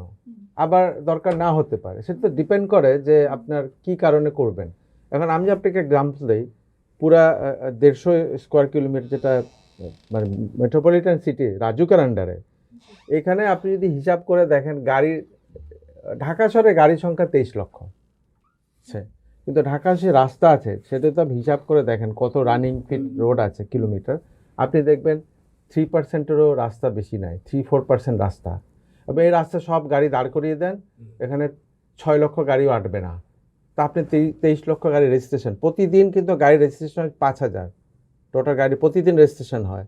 আপনার কোনো হিসাবই নাই যে রাস্তায় গাড়ি আসছে, কিন্তু সিঙ্গাপুরে গাড়ি বেরিয়ে যায়, কিন্তু আবার ইকুয়াল পরিমাণ গাড়ি বেরিয়ে যায়। আপনার 15 বছর 10 বছর হলে গাড়ি কিন্তু আউট। তা আমাদের গাড়ি আউট কত হচ্ছে, 5 বছর পরেই ওটা সেল করে দিতে হয়। তো এই যে আমাদের গাড়ি ঢুকছে কত, আউট হচ্ছে কত, এবং ব্যালেন্স কি 5% বাড়ছে, তাহলে 20 বছর পরে শহরের রাস্তাকে আমার বাড়াতে হবে না চড়া করতে হবে? এইটা তো পুরাটাই ম্যাথমেটিক্যাল বেসিসের উপর আসতে হবে না? তো ওনারা বলেছেন এটা ভালো কথা। ওই যে একই কথা বলবো আমি, then you have to decide, বসে ওই মাস্টার প্ল্যানিং করে যে এই কারণে রাস্তা চড়া হবে, এই কারণে ফুটপাথ চড়া হবে, অথবা ফুটপাথ থেকে সরিয়ে কোথায় নিয়ে যাবে এই লোকগুলাকে। আপনার একটা অমানিকভাবে ঠেলে দিলে সরিয়ে দিলে হবে না। নিশ্চয়ই ওনারা চাচ্ছেন না এটা, ওনারাও চাচ্ছেন মানবিকতার সাথে এটা সরাতে লোকজনকে, না ফুটপাথ থেকে। তো পুরো ব্যাপারটা কিন্তু is all about knowledge and mathematics. না এবং ওই যেটা মানে সামনে আমরা সিঙ্গাপুরের কথা বলছি, অন্যান্য দেশের কথা বলছি, চীনের কথা বলি, তারা তো সামনের দিকে তাকিয়ে পরিকল্পনাগুলো করে। একদম। ঢাকা শহর ছিল একটি প্রাদেশিক রাজধানী, একটা প্রদেশের রাজধানী। 1972 সালে ঢাকা শহরের লোকসংখ্যা ছিল 18 লক্ষ মাত্র। তো এখন এই যে বিভিন্ন সময় দেখি যে বিদেরা পরিকল্পনা করছেন, আমি অর্থনৈতিক দিক থেকে বলছি, ওনারা পরিকল্পনা করছেন বর্তমানের জন্য কোন পরিকল্পনা করলে তো হবে না, 5 বছরের জন্যও না। আপনি 20 বছরের পরে কি অবস্থাটা হবে, কোন জায়গায় আপনি যেতে চান, তার জন্য কি আবারও ওই অঙ্কের ব্যাপার, হিসেবের ব্যাপার, হিসেব করে আপনাকে দেখতে হবে এর জন্য টাকা কত লাগবে, কত দূর আপনার যেতে হবে, কটা রাস্তা লাগবে, কত গাড়ি বাড়তে পারে বর্তমানে যেভাবে বাড়ছে। এটা না করলে পরে যেটা আপনার হবে, আপনি বর্তমানের জন্য পরিকল্পনা করলেন, 3 বছর পরে দেখা গেল যে আর এই পরিকল্পনা আপনার কাজ করছে না, এক। আর 2 নম্বর, আপনি অবকাঠামো দিয়ে শুরু করেছিলেন। আমাদের একটা মানে প্রবণতা আছে সরকারের যে দৃশ্যমান প্রকল্প করতে হবে, যেগুলো বিদেশিদের আমরা দেখাতে পারবো, আমরাও দেখব, মর্যাদামূলক প্রকল্প, কিন্তু ওটার সত্যিকার অর্থে অর্থনৈতিক সুবিধা বা সুফল কতখানি সেটা যদি আমরা না দেখি তাহলে তো হবে না। এখন প্রকল্প করতে হবে যে যেটা সাদাত ভাইও বললেন যে মানুষের কল্যাণের জন্য, এবং তাদেরকে সামনে রেখে প্রকল্প করতে হবে। এই জিনিসগুলো মনে হয় আমাদের পরিকল্পনার মধ্যে ঢুকতে হবে, যে আমি প্রকল্প করব 20 বছর মাথার মধ্যে রেখে এবং অঙ্ক করে। এটা কোনো স্বপ্নেরও ব্যাপার না, আমার উচ্ছ্বাসেরও ব্যাপার না, কিংবা এটা মানসিক কোনো ব্যাপার না, অঙ্ক করে এবং মানুষের প্রয়োজনটাকে মাথার মধ্যে রেখে, তাহলে পরে কিন্তু কথা বলে লোক সামলাতে পারছি না। স্যারের এই 20 বছরের পরিকল্পনার কথাটা শুনে আমার একটা কথা মনে পড়লো, যে সাম্প্রতিককালে আমি আমার বিশ্ববিদ্যালয়, কেমব্রিজ বিশ্ববিদ্যালয়ে গেছিলাম। আমার হলের নাম ট্রিনিটি হল, তো তাদের 675 বছর পূর্তি হলো। সেখানে গিয়ে তারা আমাদের সামনে বললো যে আমাদের 25 বছর, আগামী 25 বছরের পরিকল্পনা হচ্ছে এটা, 50 বছরের এটা, 100 বছরের এটা। তো ঢাকা শহর তো শত শত বছর পুরনো একটা শহর। 2045 সালে আমরা পৃথিবীর সবচেয়ে বড় শহর হব। তাহলে আমাদের পরিকল্পনা তো শুধু এই স্যারের সঙ্গে 20 বছর তো হতেই হবে, তারপর আরো 50 বছর, 100 বছর হতে হবে। নাহলে আমরা কিভাবে এই শহরকে বাঁচাবো? মানে ঢাকা শহর অসুস্থ হলে কিন্তু দেশ আইসিইউতে চলে যাবে। তো সেই প্রেক্ষিতে আমাদেরকে মাথায় রেখে কাজটাকে সামনের দিকে আগাতে হবে। আপনার মুখ থেকে কথা কেড়ে না, দুঃখিত। আমি স্যারের একটা কথা থেকে বলি, ওই যে আমি বারবার বোধহয় একটা কথা, অঙ্কের কথা বলছি, স্যারও যোগ করলেন অঙ্কে, কিন্তু সত্যি কথা বলতে কি এই অঙ্কটা থাকতে হবে যারা বোঝেন তাদের মধ্যে। জনসাধারণ অঙ্ক বললে কিন্তু ওনার জন্য বিপজ্জনক। উনি চান স্বপ্নের মানুষ, স্বপ্নের একটা জগৎ, এই শহর হবে স্বপ্নের জগৎ। কিন্তু ওই স্বপ্নটা, যেমন ঢাকা শহর কি হওয়া উচিত, মনে করেন ঢাকা শহর 6 ঋতুর শহর হতে পারে কিনা, এটা একটা স্বপ্ন। ঢাকা শহর 6 ঋতুর হাঁটা পথের জলজ শহর, কারণ বৃষ্টি আসে অনেক, এরকম একটা স্বপ্ন বানালাম আমরা। কিন্তু এই মানুষের কাছে 6 ঋতুর শহর, ভালো মজা লাগছে, ফুল ফুটবে গাছে, ফল হবে, জলের মধ্যে দিয়ে আমরা নৌকা নিয়ে যাব, এই যে স্বপ্নের মতো। কিন্তু এই স্বপ্নটা কিন্তু এসছে থেকে অনেকগুলা ম্যাথমেটিক্স করে করে করে করে করে করে আমরা সবাই একমত হলাম যে এই কারণে এই গাছ লাগালে স্বাস্থ্যের উন্নতি হবে, বাচ্চারা ফল পেরে খাবে উইদাউট এনি প্রিজারভেটিভ, না, ও ফলটা ফ্রি খেতে পারবে, তাকে কিনে খেতে হবে না। অনেকগুলো ইমপ্লিকেশন আসছে যেটা মজার, স্বপ্নের মতো, কিন্তু আসছে থেকে কতগুলো ম্যাথমেটিক্সের মধ্যে দিয়ে, সায়েন্টিফিক অ্যানালাইসিসের মধ্যে দিয়ে, ডেটা কালেকশনের মধ্যে দিয়ে এসে এখানে হাজির হয়েছে। ওইটুকু মানুষকে তুলে দিব। পলিটিশিয়ানরা এটা তুলে দিয়ে বলবেন আমি তোমার জন্য করেছি, এবার আমাকে ভোট দাও। কিন্তু এটার পিছনে কিন্তু অসংখ্য মানুষকে তারা গাধার খাটনি খাটিয়েছে, এই ভাই আপনারা খেটে খেটে করে দেন আমাকে, কিভাবে এখানে আসলেন, আমাকে করে দেন আপনি। আমরা তো সবাই বসে আছি দেশের জন্য কাজ করতে, কবে দিব, মারা গেলে দিব। এক্স্যাক্টলি। এবং আপনারা যেটা বলছেন যে অঙ্ক করতে হবে, কারণ আমার শহরটা আসলে একটা মেশিনের মতো, রাইট, খুবই জটিল একটা মেশিন। তো ওটাকে যদি আমি একদম এফিশিয়েন্টলি অপারেট করাতে চাই তাহলে আমাকে অনেক অঙ্ক করতে হবে। আবার একই সাথে এখানে একটা হিউম্যান লেয়ার আছে, তাদেরকে আবার আমার স্বপ্নও দেখাতে হবে, তাদের লেয়ারে গিয়ে তাদের প্রতিদিনকার সুযোগ সুবিধা, আনন্দ, দুঃখ সব বুঝতে হবে। কিন্তু এখানে কোনো একটা জায়গায় বোধহয় আমাদের ওই যে লোভ, একটা ফ্লাইওভার বানালাম, ফ্লাইওভারের গায়ে আমার নাম থাকবে। এই লোভটা থেকে আমরা আসলে কিভাবে সরে আসব? গাড়ির কথা যেহেতু উঠলো, হংকংয়ে যেহেতু মাত্র 10.5% ডেভেলপেবল ল্যান্ড, হংকংয়ের ইকোনমিক ক্ষমতা আমাদের থেকে অনেক বেশি, অবশ্যই। তাই না? কিন্তু ওখানে কিন্তু নিয়ম আছে যে আপনি গাড়ি রেজিস্ট্রেশন করতে গেলে আপনি চাইলেই একটা ঢাউস প্রাডো কিনতে পারবেন না। আপনাকে ওদের রাস্তার নিয়ম অনুযায়ী কিছু গাড়ির মাপ বলা আছে। আপনি যতই ওয়েলদি হন না কেন, এর থেকে বড় সাইজের গাড়ি আপনি কিনতে পারবেন না, এবং পিক আওয়ারে আপনাকে অবশ্যই ওই গাড়িতে 5 জন মানুষ থাকতে হবে, মানে শেয়ার্ড রাইড হতে হবে।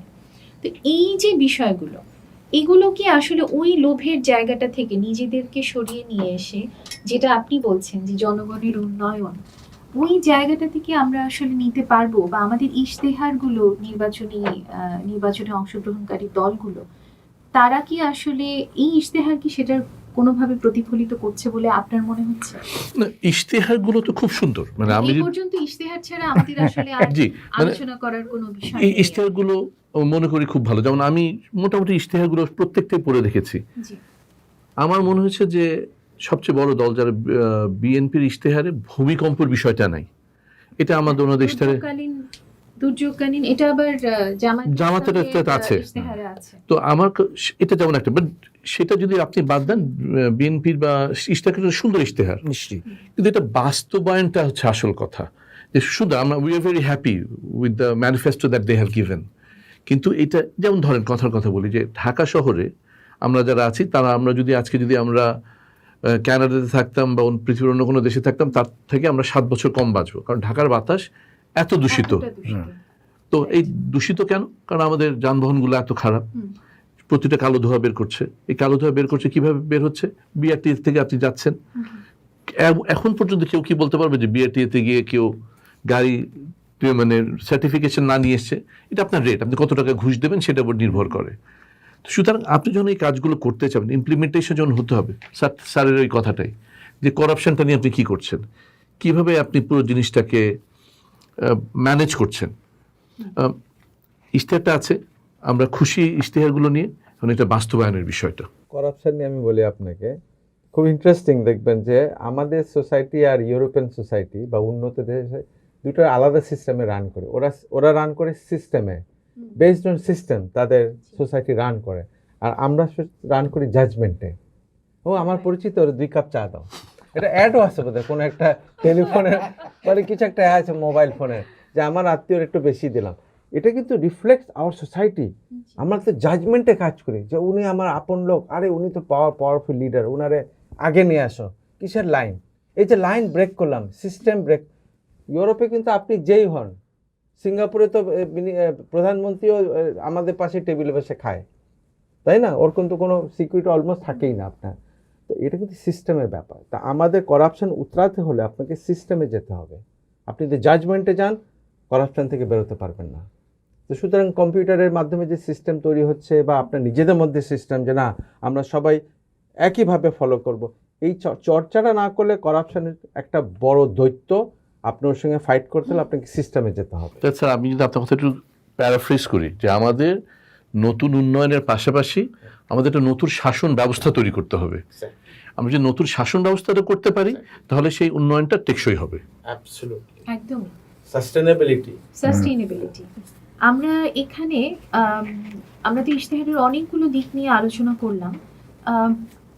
এখন যদি আবার মানুষের জীবনের দিকে তাকাই, আমি যখন ঢাকা শহরে থাকি, আমার আসলে মানে ন্যূনতম চাওয়া পাওয়া, এমনকি আমার মতো বিশ্ববিদ্যালয়ের শিক্ষিকারও খুব বেসিক কতগুলো চাওয়া পাওয়া। একটা স্টেবল ইনকাম থাকবে, একটা নিরাপদ নেইবারহুড থাকবে, এলাকায় আমি থাকবো, আমার একটা অ্যাফোর্ডেবল হাউজিং থাকবে।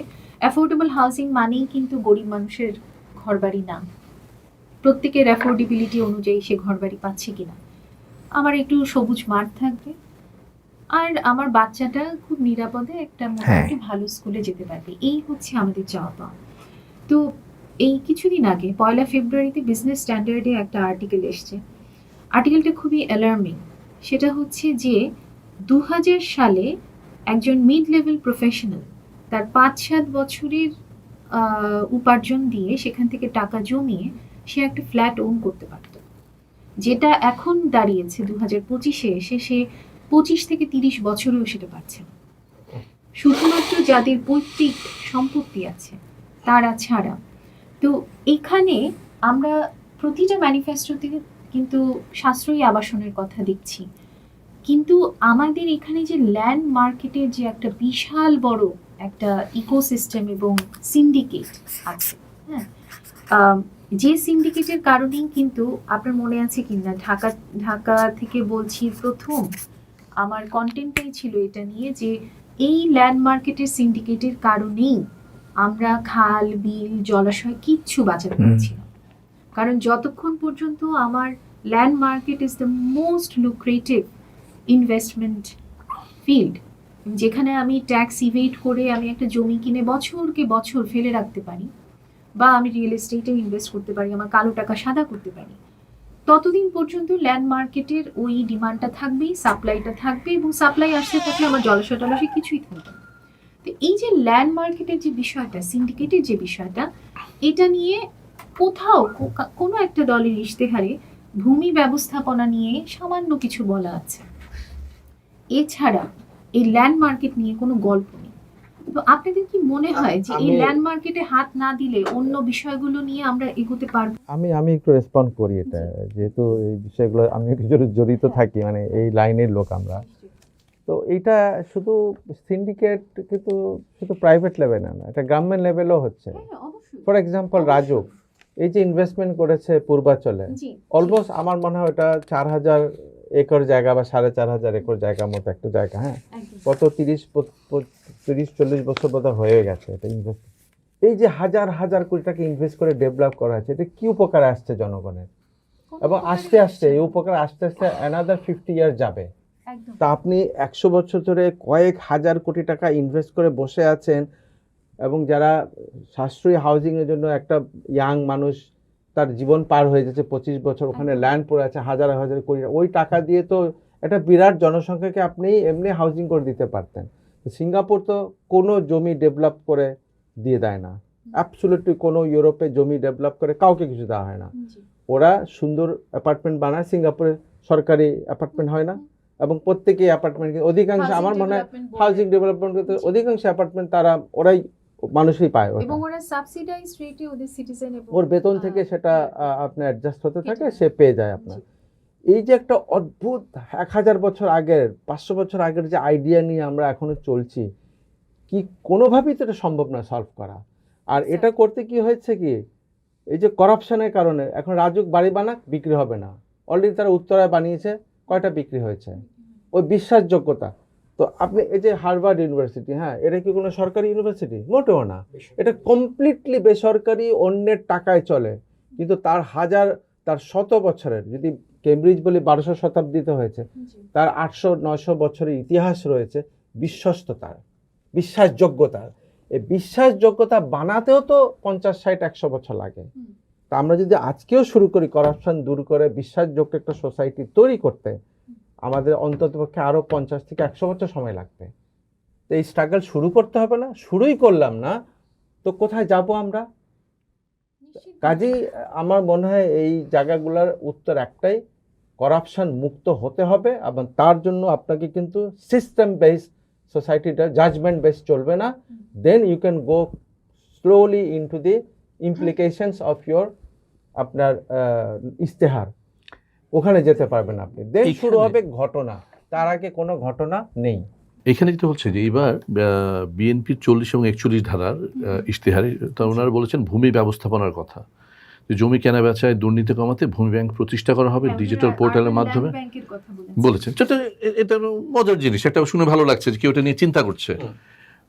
সমস্যা হচ্ছে যে এখানে আপনার ঢাকা শহর 80 বর্গ কিলোমিটারের একটা শহর, মানে পৃথিবীর যে কোনো শহরে তো আপনার আশেপাশে স্যাটেলাইট সিটিজ করতে হবে, সেটার সঙ্গে আপনার পরিবহন ব্যবস্থা থাকতে হবে, যে আমি ঢাকা শহরের মধ্যে আমি একটা ফ্লাইওভার দিয়ে বা একটা ট্রেনে করে আমি 1 ঘন্টার মধ্যে শহরে চলে আসতে পারবো, কাজ শেষ করে আমি আবার 1 ঘন্টার মধ্যে ফেরত চলে যেতে পারবো। সেটা তো আমরা শহর তো বাড়াচ্ছি না। আপনি দেখেন যে আপনার শহর কিন্তু একেবারে বাড়ছে না। আপনি যখন শুরুতে যেটা বললেন যে বুড়িগঙ্গার দুপারে কি অপূর্ব ঢাকা শহর, যেটাকে কি অপূর্বভাবে আমাদের শহরটা গড়ে উঠতে পারত, শহরটা কিন্তু বাড়েনি। ঠিকই একই জায়গায় জিনিসটা চলছে। আমার আপনার ভাষায় শহরটা ডুমস। আমার ভাষাতে একদম ডুমড, ইটস এ ডুম সিটি। আমরা যদি এটা নিয়ে যদি কিছু কাজ না করি, মানে কিছুদিন আগে বছর 15 আগে আমার ক্লায়েন্ট সিমেন্স, তারা একটা জমি কিনবে বলে এখানে আসলো। তারা বললো যে ঠিক আছে, নেক্সট গুলশান কোনটা, আমরা সেখানে গিয়ে জমি কিনবো, সো দ্যাট আমরা সস্তায় জমি কিনতে পারি। তো তারা ইউরোপ থেকে তাদের এক্সপার্ট আসলো, ঘুরে ফিরে বললো যে না, নেক্সট গুলশান তো আমরা দেখতে পাচ্ছি না।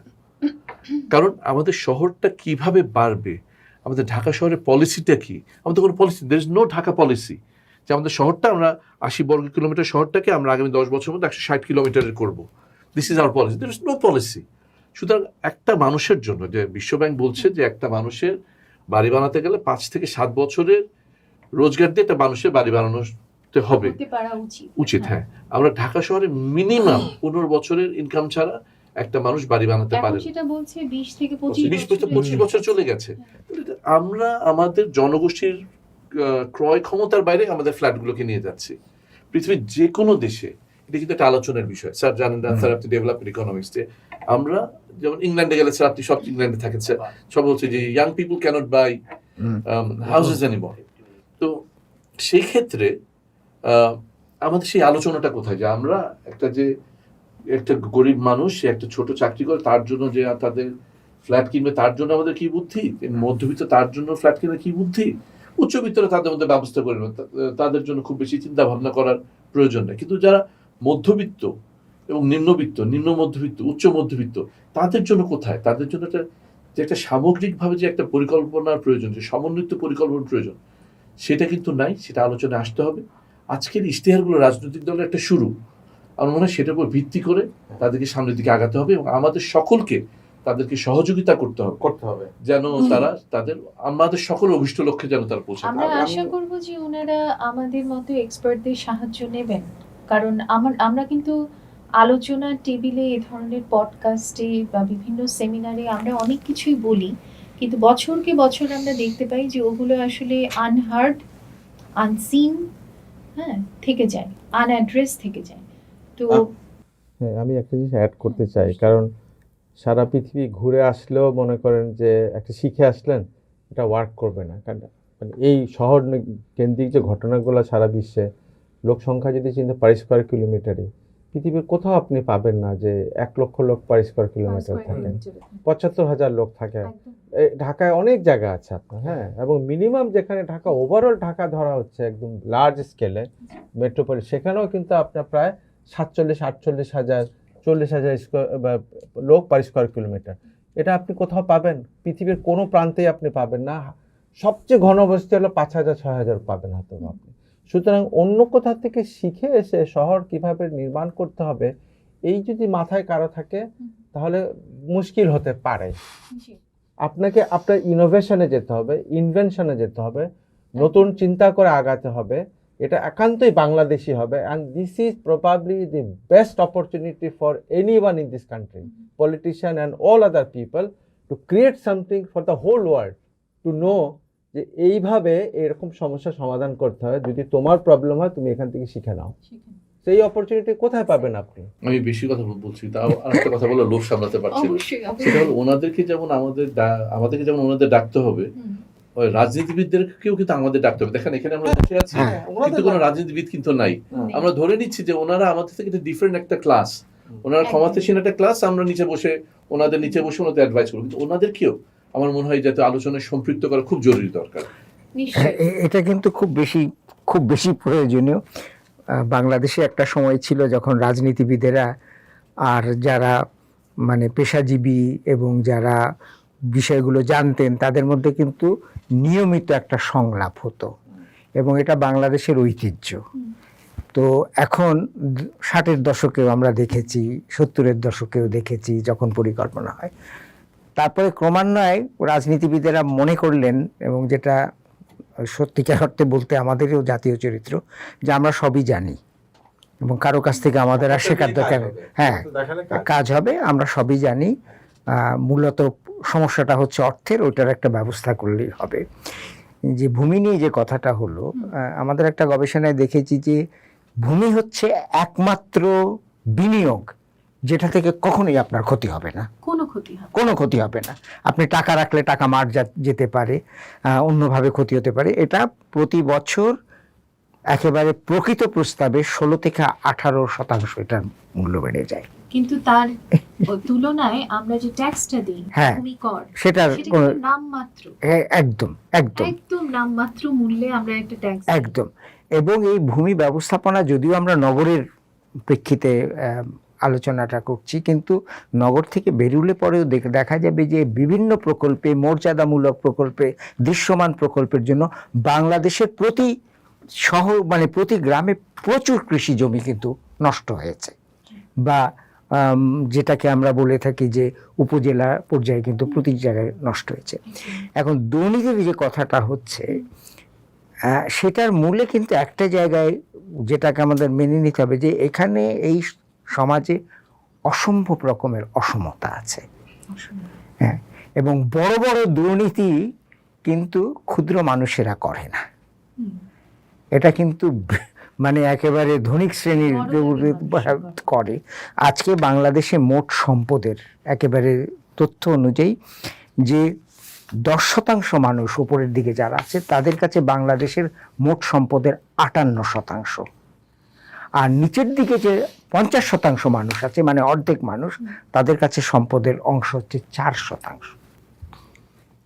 তো এই যে 58% সম্পদের অধিকারী তারা হলেন, এটা কি যেটা রফিক বলছিলেন যে প্রাকৃতিক নিয়মে হয়েছে নাকি দুর্নীতির মাধ্যমে হয়েছে? তাহলে তো সুতরাং রাজনৈতিক দলগুলো তারা ইশতেহারে বলেছেন ঠিক আছে, তারা যখন সরকার গঠন করবেন তখন কিন্তু এই শক্তিগুলো আবারও সজাগ হবে, এই শক্তিগুলো আবারও সজীব হবে, এবং সেখানে এই শক্তিগুলো যদি রাজনৈতিক প্রক্রিয়া এবং বিশেষত উচ্চতম পর্যায়ে যারা ক্ষমতা আছেন, শাসন রাষ্ট্র ব্যবস্থা আছেন, তারা যদি এটাকে নিয়ন্ত্রণ না করতে পারেন, তাহলে দেখবেন যে 1 বছর পরে আমরা এখানে আলোচনা করব, আবার একই আলোচনা করব। এই আলোচনায় তো আমরা গত 50 বছর ধরেই করছি।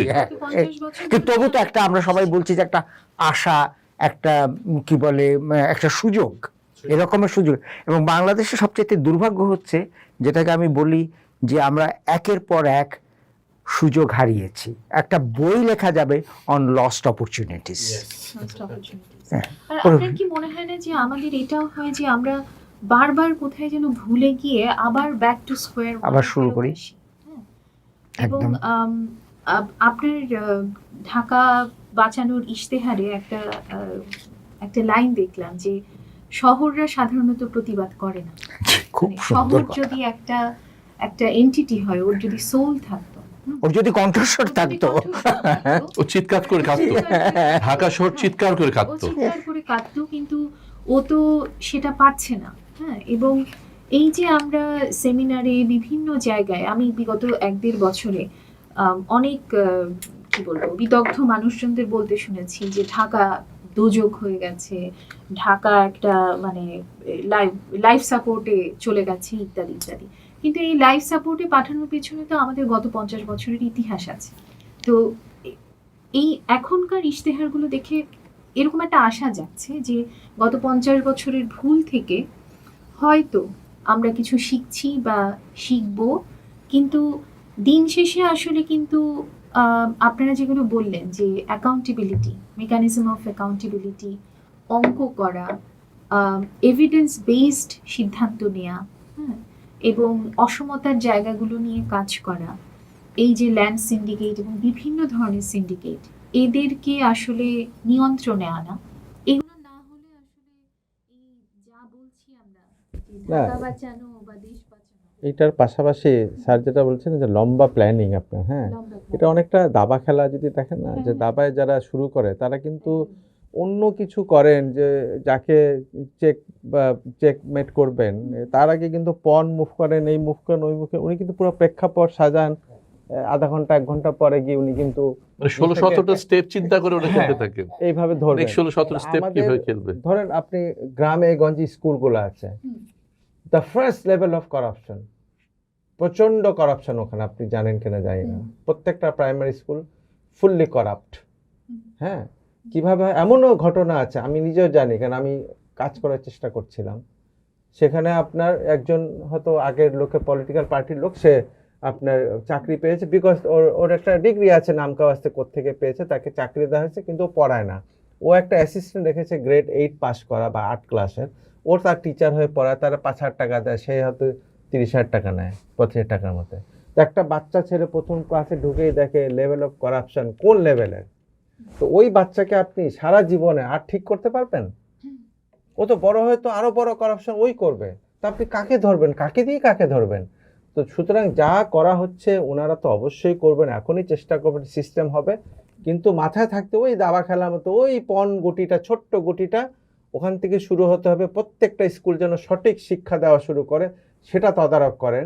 প্রবাবলি 1 জেনারেশন 25 বছর পরে দেখবেন আপনাকে এত কিছু করতে হবে না, কারণ ওরা তো ওভাবে তৈরি হয়েছে, ওদের কাছে এটা সিম্পল, এটাই তারা করবে যেটা করার কথা তাদের। আদারওয়াইজ কিন্তু আপনি এই স্ট্রাগলের মধ্যেই থাকবেন এবং করতেই থাকবে স্ট্রাগল, আপনি টায়ার্ড হয়ে যাবেন, একসময় ছেড়ে দিবেন হাল। সাদাত ভাই, একটা আপনি যেহেতু তখন স্যাটেলাইট টাউনের কথা বলছিলেন, তো খুব সম্প্রতি আমরা ইনস্টিটিউট অফ আর্কিটেক্টসের যে পরিবেশ এবং নগরায়ন কমিটি, সেখানে একটা ছোট কাজ করেছি জিআইএস বেসড। মূলত সপতি খুরশিদ জাবিন উৎপল উনি করেছেন কাজটা। খুব ইন্টারেস্টিং একটা ফাইন্ডিং বেরিয়ে এসছে, যেটা আমি আপনার সাথে শেয়ার করতে চাই।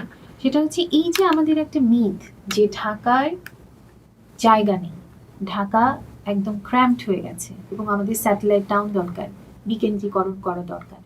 আমাদের ডেটা থেকে যেটা বেরিয়ে এসছে সেটা হচ্ছে আমাদের ম্যাচিওরড ডেভেলপড আরবান এরিয়া মাত্র 27%, বাকি 35% হচ্ছে সেমি পাকা বা কাঁচা, যেটাকে আপনি ধরতেই পারেন যে আন্ডার ডেভেলপড, এবং ভেকেন্ট ল্যান্ড আছে প্রায় 38%। সুতরাং আপনি যদি বৃহত্তর ঢাকা, আমি ঢাকা মেট্রোপলিটন ডেভেলপমেন্ট এরিয়ার কথা বলছি না, বৃহত্তর যে ঢাকা, সেখানে 73% আন্ডার ডেভেলপড ল্যান্ড। সুতরাং এই যে আমাদের ডেন্সিটির যে মিথ এবং ক্র্যাম্পড সিচুয়েশন, আমাদের জমি নেই, এটার যে মিথ, এটাও বোধহয় আমাদের ভবিষ্যতে যারা উন্নয়ন করবেন, উন্নয়ন পরিকল্পনা নেবেন, নীতি নির্ধারণ করবেন, তাদের বোধহয় এদিকে একটু দৃষ্টি ফেরানো দরকার, যে আমরা আসলে স্যাটেলাইট টাউন তো করেছি, তো পূর্বাচল করেছি, কাজ করেনি তো, কেউ তো যাচ্ছে না, কারণ ওখানে যাওয়ার মতো যথেষ্ট কারণ নেই। এবং যে শহরে 40% লোক ইনফর্মাল সেটেলমেন্টে থাকে, 80% লোক ইনফর্মাল কাজের সাথে জড়িত, তার আসলে কর্মস্থলে যেতে হয় পায়ে হেঁটে। সুতরাং সে আসলে ওই শহরের ভেতরেই, ওই শহরের অলি গলি চিপা জায়গা বস্তি, ওখানেই থাকবে সে স্যাটেলাইট টাউনে যাবে না। তো আমরা যেভাবে বিকেন্দ্রীকরণকে নিয়ে ভাবছি, যেভাবে আমরা স্যাটেলাইট টাউনের কথা ভাবছি, সেটাই কি আসলে সঠিক পদ্ধতি কিনা আমার মনে হয় সামনে যেই আসুক না কেন এই ইলেকশনে, তাদের এইদিকে দৃষ্টি ফেরানো খুব প্রয়োজন। কারণ এগুলো কিন্তু এক ধরনের মিথ, যেগুলোর উপর ভিত্তি করে আমরা এই ইশতেহারে এই প্রতিশ্রুতিগুলি আসলে দিচ্ছি। আমি এরপরে আরেকটা প্রসঙ্গে যাব, সেটা হচ্ছে, আচ্ছা এখানে একটা কথা আমার একটু বলি। কথা হ্যাঁ, আছে, আমরা- thank you, sir. না, আমি একটু বলি, যেহেতু বিকেন্দ্রীকরণের কথা জি, উঠলো, জি। আমার মনে হয় যে গত 50 বছরে আমরা যেটা দেখেছি যে সমাধানের বিকেন্দ্রীকরণ হয়নি, সমস্যার বিকেন্দ্রীকরণ হয়েছে। সমস্যা বিকেন্দ্রীকরণ হয়েছে, একদম। যার ফলে একটু খেয়াল করলে দেখবেন যে আমরা যদি সচিবালয়কে ক্ষমতার কেন্দ্র বলে মনে করি বা যেখানে সিদ্ধান্ত গ্রহণের কেন্দ্র বলে মনে করি, সেখান থেকে 10 কিলোমিটারের মধ্যে কিন্তু সমস্ত কিছু আছে, যারা বাংলাদেশের জন্য সমস্ত নীতিমালা থেকে শুরু করে শাসন ব্যবস্থা থেকে শুরু করে সমস্ত কিন্তু তারা করে। জি, তো 10 কিলোমিটার, ওইদিকে পরিকল্পনা কমিশন, ওইদিকে সচিবালয়, ওইদিকে আরেকটু ঘুরে টিরে 10 কিলোমিটারের মতো। বিকেন্দ্রীকরণ যদি করতে হয় তাহলে এই রাষ্ট্র ব্যবস্থার যে কাঠামো সেটার বিকেন্দ্রীকরণ করতে হবে। এখন আমরা শুনছি কোথাও কোথাও শুনছি যে আমরা উত্তরবঙ্গকে কৃষি রাজধানী করে ফেলবো, আমরা চট্টগ্রামকে কি বলে বাণিজ্যের রাজধানী করে ফেলবো। আবার অঙ্ক কারণ এই যে কৃষিকে যদি আমরা যদি উত্তরবঙ্গকে কৃষি নগরী করতে চাই বা কৃষি রাজধানী করতে চাই, তাহলে কি আমাদের লাগবে, কোন পুনর্বিন্যাস লাগবে, আমরা কি পুরো কৃষি মন্ত্রণালয়কে সেখানে নিয়ে যাব, আমরা কি অধিদপ্তরকে নিয়ে যাব, আমরা কি পরিসংখ্যান ব্যুরো কৃষি সংক্রান্ত কাজকে সেখানে নিয়ে যাব, কি করব, কতদিনে করব? তো আমার মনে হয় যে এটার বিকেন্দ্রীকরণ যদি না হয় তাহলে পরে আপনি এই নগরায়নের বিকেন্দ্রীকরণ করে কিন্তু সমস্যার সমাধান করতে পারবেন না। কারণ ঢাকা শহরে যারা আসছে তাদের দুটো মৌলিক কারণে আসে, এটা তো নিশ্চয়ই অভিবাসী হিসেবে আসে। একটা হচ্ছে যে আমরা যেটাকে বলি যে বিকর্ষণের কারণে আসে, গ্রামে কাজ নেই, গ্রামে তারা থাকতে পারছে না, নিরাপত্তা নেই, অমুক নেই, সবারই মনে এটা যে ঢাকা শহরে আসলে কিছু না কিছু করা যাবে, সুতরাং ওখান থেকে তারা বিকশিতভাবে আসে। আরেক দল আসে আকর্ষণের কারণে আসে, এবং আকর্ষণের কারণটা হচ্ছে এই যে আমি যদি একজন ডাক্তার হই, আমি তো উপজেলায় যেতে চাইবো না, কারণ সেখানে ভালো স্কুল নেই, ভালো স্বাস্থ্য ব্যবস্থা নেই, যদিও আমি ডাক্তার। কিন্তু তখন আমি চাইবো যে আমাকে যদি সেখানে বদলি করা হয় খুব দ্রুত যাতে আমি ঢাকা শহরে চলে আসতে পারি। তো এই যে মানে ব্যাপারগুলো, এখানে আপনি যতক্ষণ পর্যন্ত এই ব্যবস্থাটার, এই কাঠামো, রাষ্ট্র ব্যবস্থার আপনার বিকেন্দ্রীকরণ না করবেন বিভিন্নভাবে, ততক্ষণ পর্যন্ত কিন্তু আপনি এই ঢাকা শহরকে আমরা যেভাবে দেখতে চাই সেভাবে কিন্তু আমরা দেখতে পারবো না। সুতরাং শুধু সমাধানের বিকেন্দ্রীকরণটা খুব বেশি দরকার। আপনি সমস্যাটাকে দূরে ঠেলে দিয়ে সমাধানটা সচিবালয়ের 10 কিলোমিটারের মধ্যে রেখে দেন, কিছুই হবে না।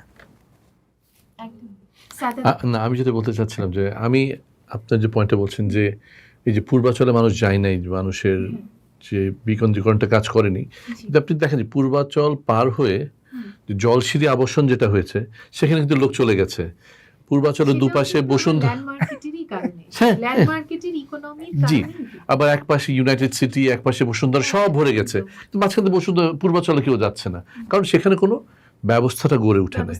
মানে আমি আপনার যে সমীক্ষাটা দিলেন যে যেখানে বলছে 35% জমি এখন সম্পূর্ণভাবে আনইউজড আছে, 38% জমি সেমি পাকা আছে, সুতরাং এই দিকটা নিয়ে যেমন কাজ করার সুযোগ আছে, পাশাপাশি যে কোনো শহরের মতো ঢাকা শহরকে বাড়তে হবে। ঢাকা শহর না বাড়লে, বিকেন্দ্রীকরণ না করলে আমরা সামনের দিকে আগাতে পারবো না। না, নিশ্চয়ই বিকেন্দ্রীকরণ তো আমাদের করতেই হবে, তবে বিকেন্দ্রীকরণের মডেলটা নিয়ে আমাদের নিশ্চয়ই আপনি যদি বিকেন্দ্রীকরণের সাথে ট্রান্সপোর্টেশন নেটওয়ার্ককে সংযুক্ত করে একসাথে না পরিকল্পনা করেন, তাহলে আসলে আবার ঘুরে ফিরে সেই অবস্থাই হবে যে আমাদের রেল লাইন ধরে যে উত্তর থেকে দক্ষিণে পিলপিল করে সকালবেলা মানুষ কাজ করতে আসে রেল লাইনের উপর দিয়ে হেঁটে, দেখা যাবে যে ওই পদ্ধতিতে মানুষ তো তার কাজের জায়গাতে পৌঁছেই যাবে, ঝড় জল বৃষ্টি, রাস্তায় পানি জমে কাজের জায়গায় সে পৌঁছেই যাবে। আমরা আরেকটা বিষয় নিয়ে একটু আলাপ করতে চাচ্ছিলাম, সেটা হচ্ছে দূষণ আমাদের জন্য একটা মানে আমরা যদিও এটার সাথে বসবাস করা শিখে গেছি, কিন্তু আসলে আমরা জানি না যে আমরা এবং আমাদের পরবর্তী প্রজন্মের কত বড় ক্ষতি হয়ে যাচ্ছে, এবং আমরা যেটা ভাবছি না যে এই পুরো এক্সটার্নালিটিটা আসলে স্বাস্থ্য খাতে ব্যয় বাড়াবে।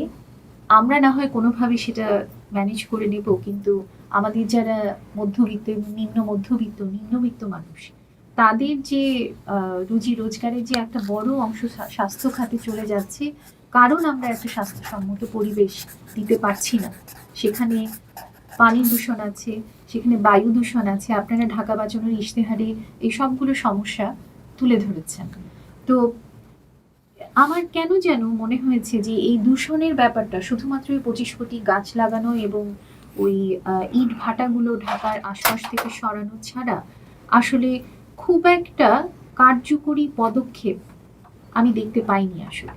তো এবং কিছু ইলেকট্রিক ভেহিকেল এবং রিনিউয়েবল এনার্জির কথাও বলা আছে, স্পোরাডিক্যালি বলা আছে, কিন্তু খুব সিরিয়াসলি অ্যাড্রেস করা হয়নি। এটা নিয়ে সাদাত ভাই আপনি আপনার মন্তব্য শুনতে চাই। এই দূষণটা আমরা সবাই মনে করি এটা হচ্ছে বাংলা ঢাকার বিত্তবানদের একটা সমস্যা। এটা একেবারেই ঠিক না।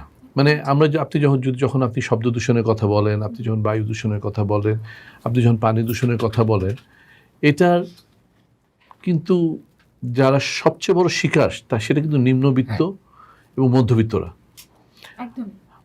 আমি সাম্প্রতিককালে মাসখানেক আগে আমার ঢাকার মহাখালীতে ক্যান্সার হাসপাতালে যাওয়ার সুযোগ হয়েছিল। গভীর রাতে আমার এক আত্মীয় অসুস্থ ছিলেন, সেখানে ভর্তি ছিলেন। সেখানে গিয়ে স্যার আমার মনে হলো যে মানে মার্কেজের জাদু বাস্তবতা আছে না, সেই একটা জায়গায় আমি পৌঁছে গেছি।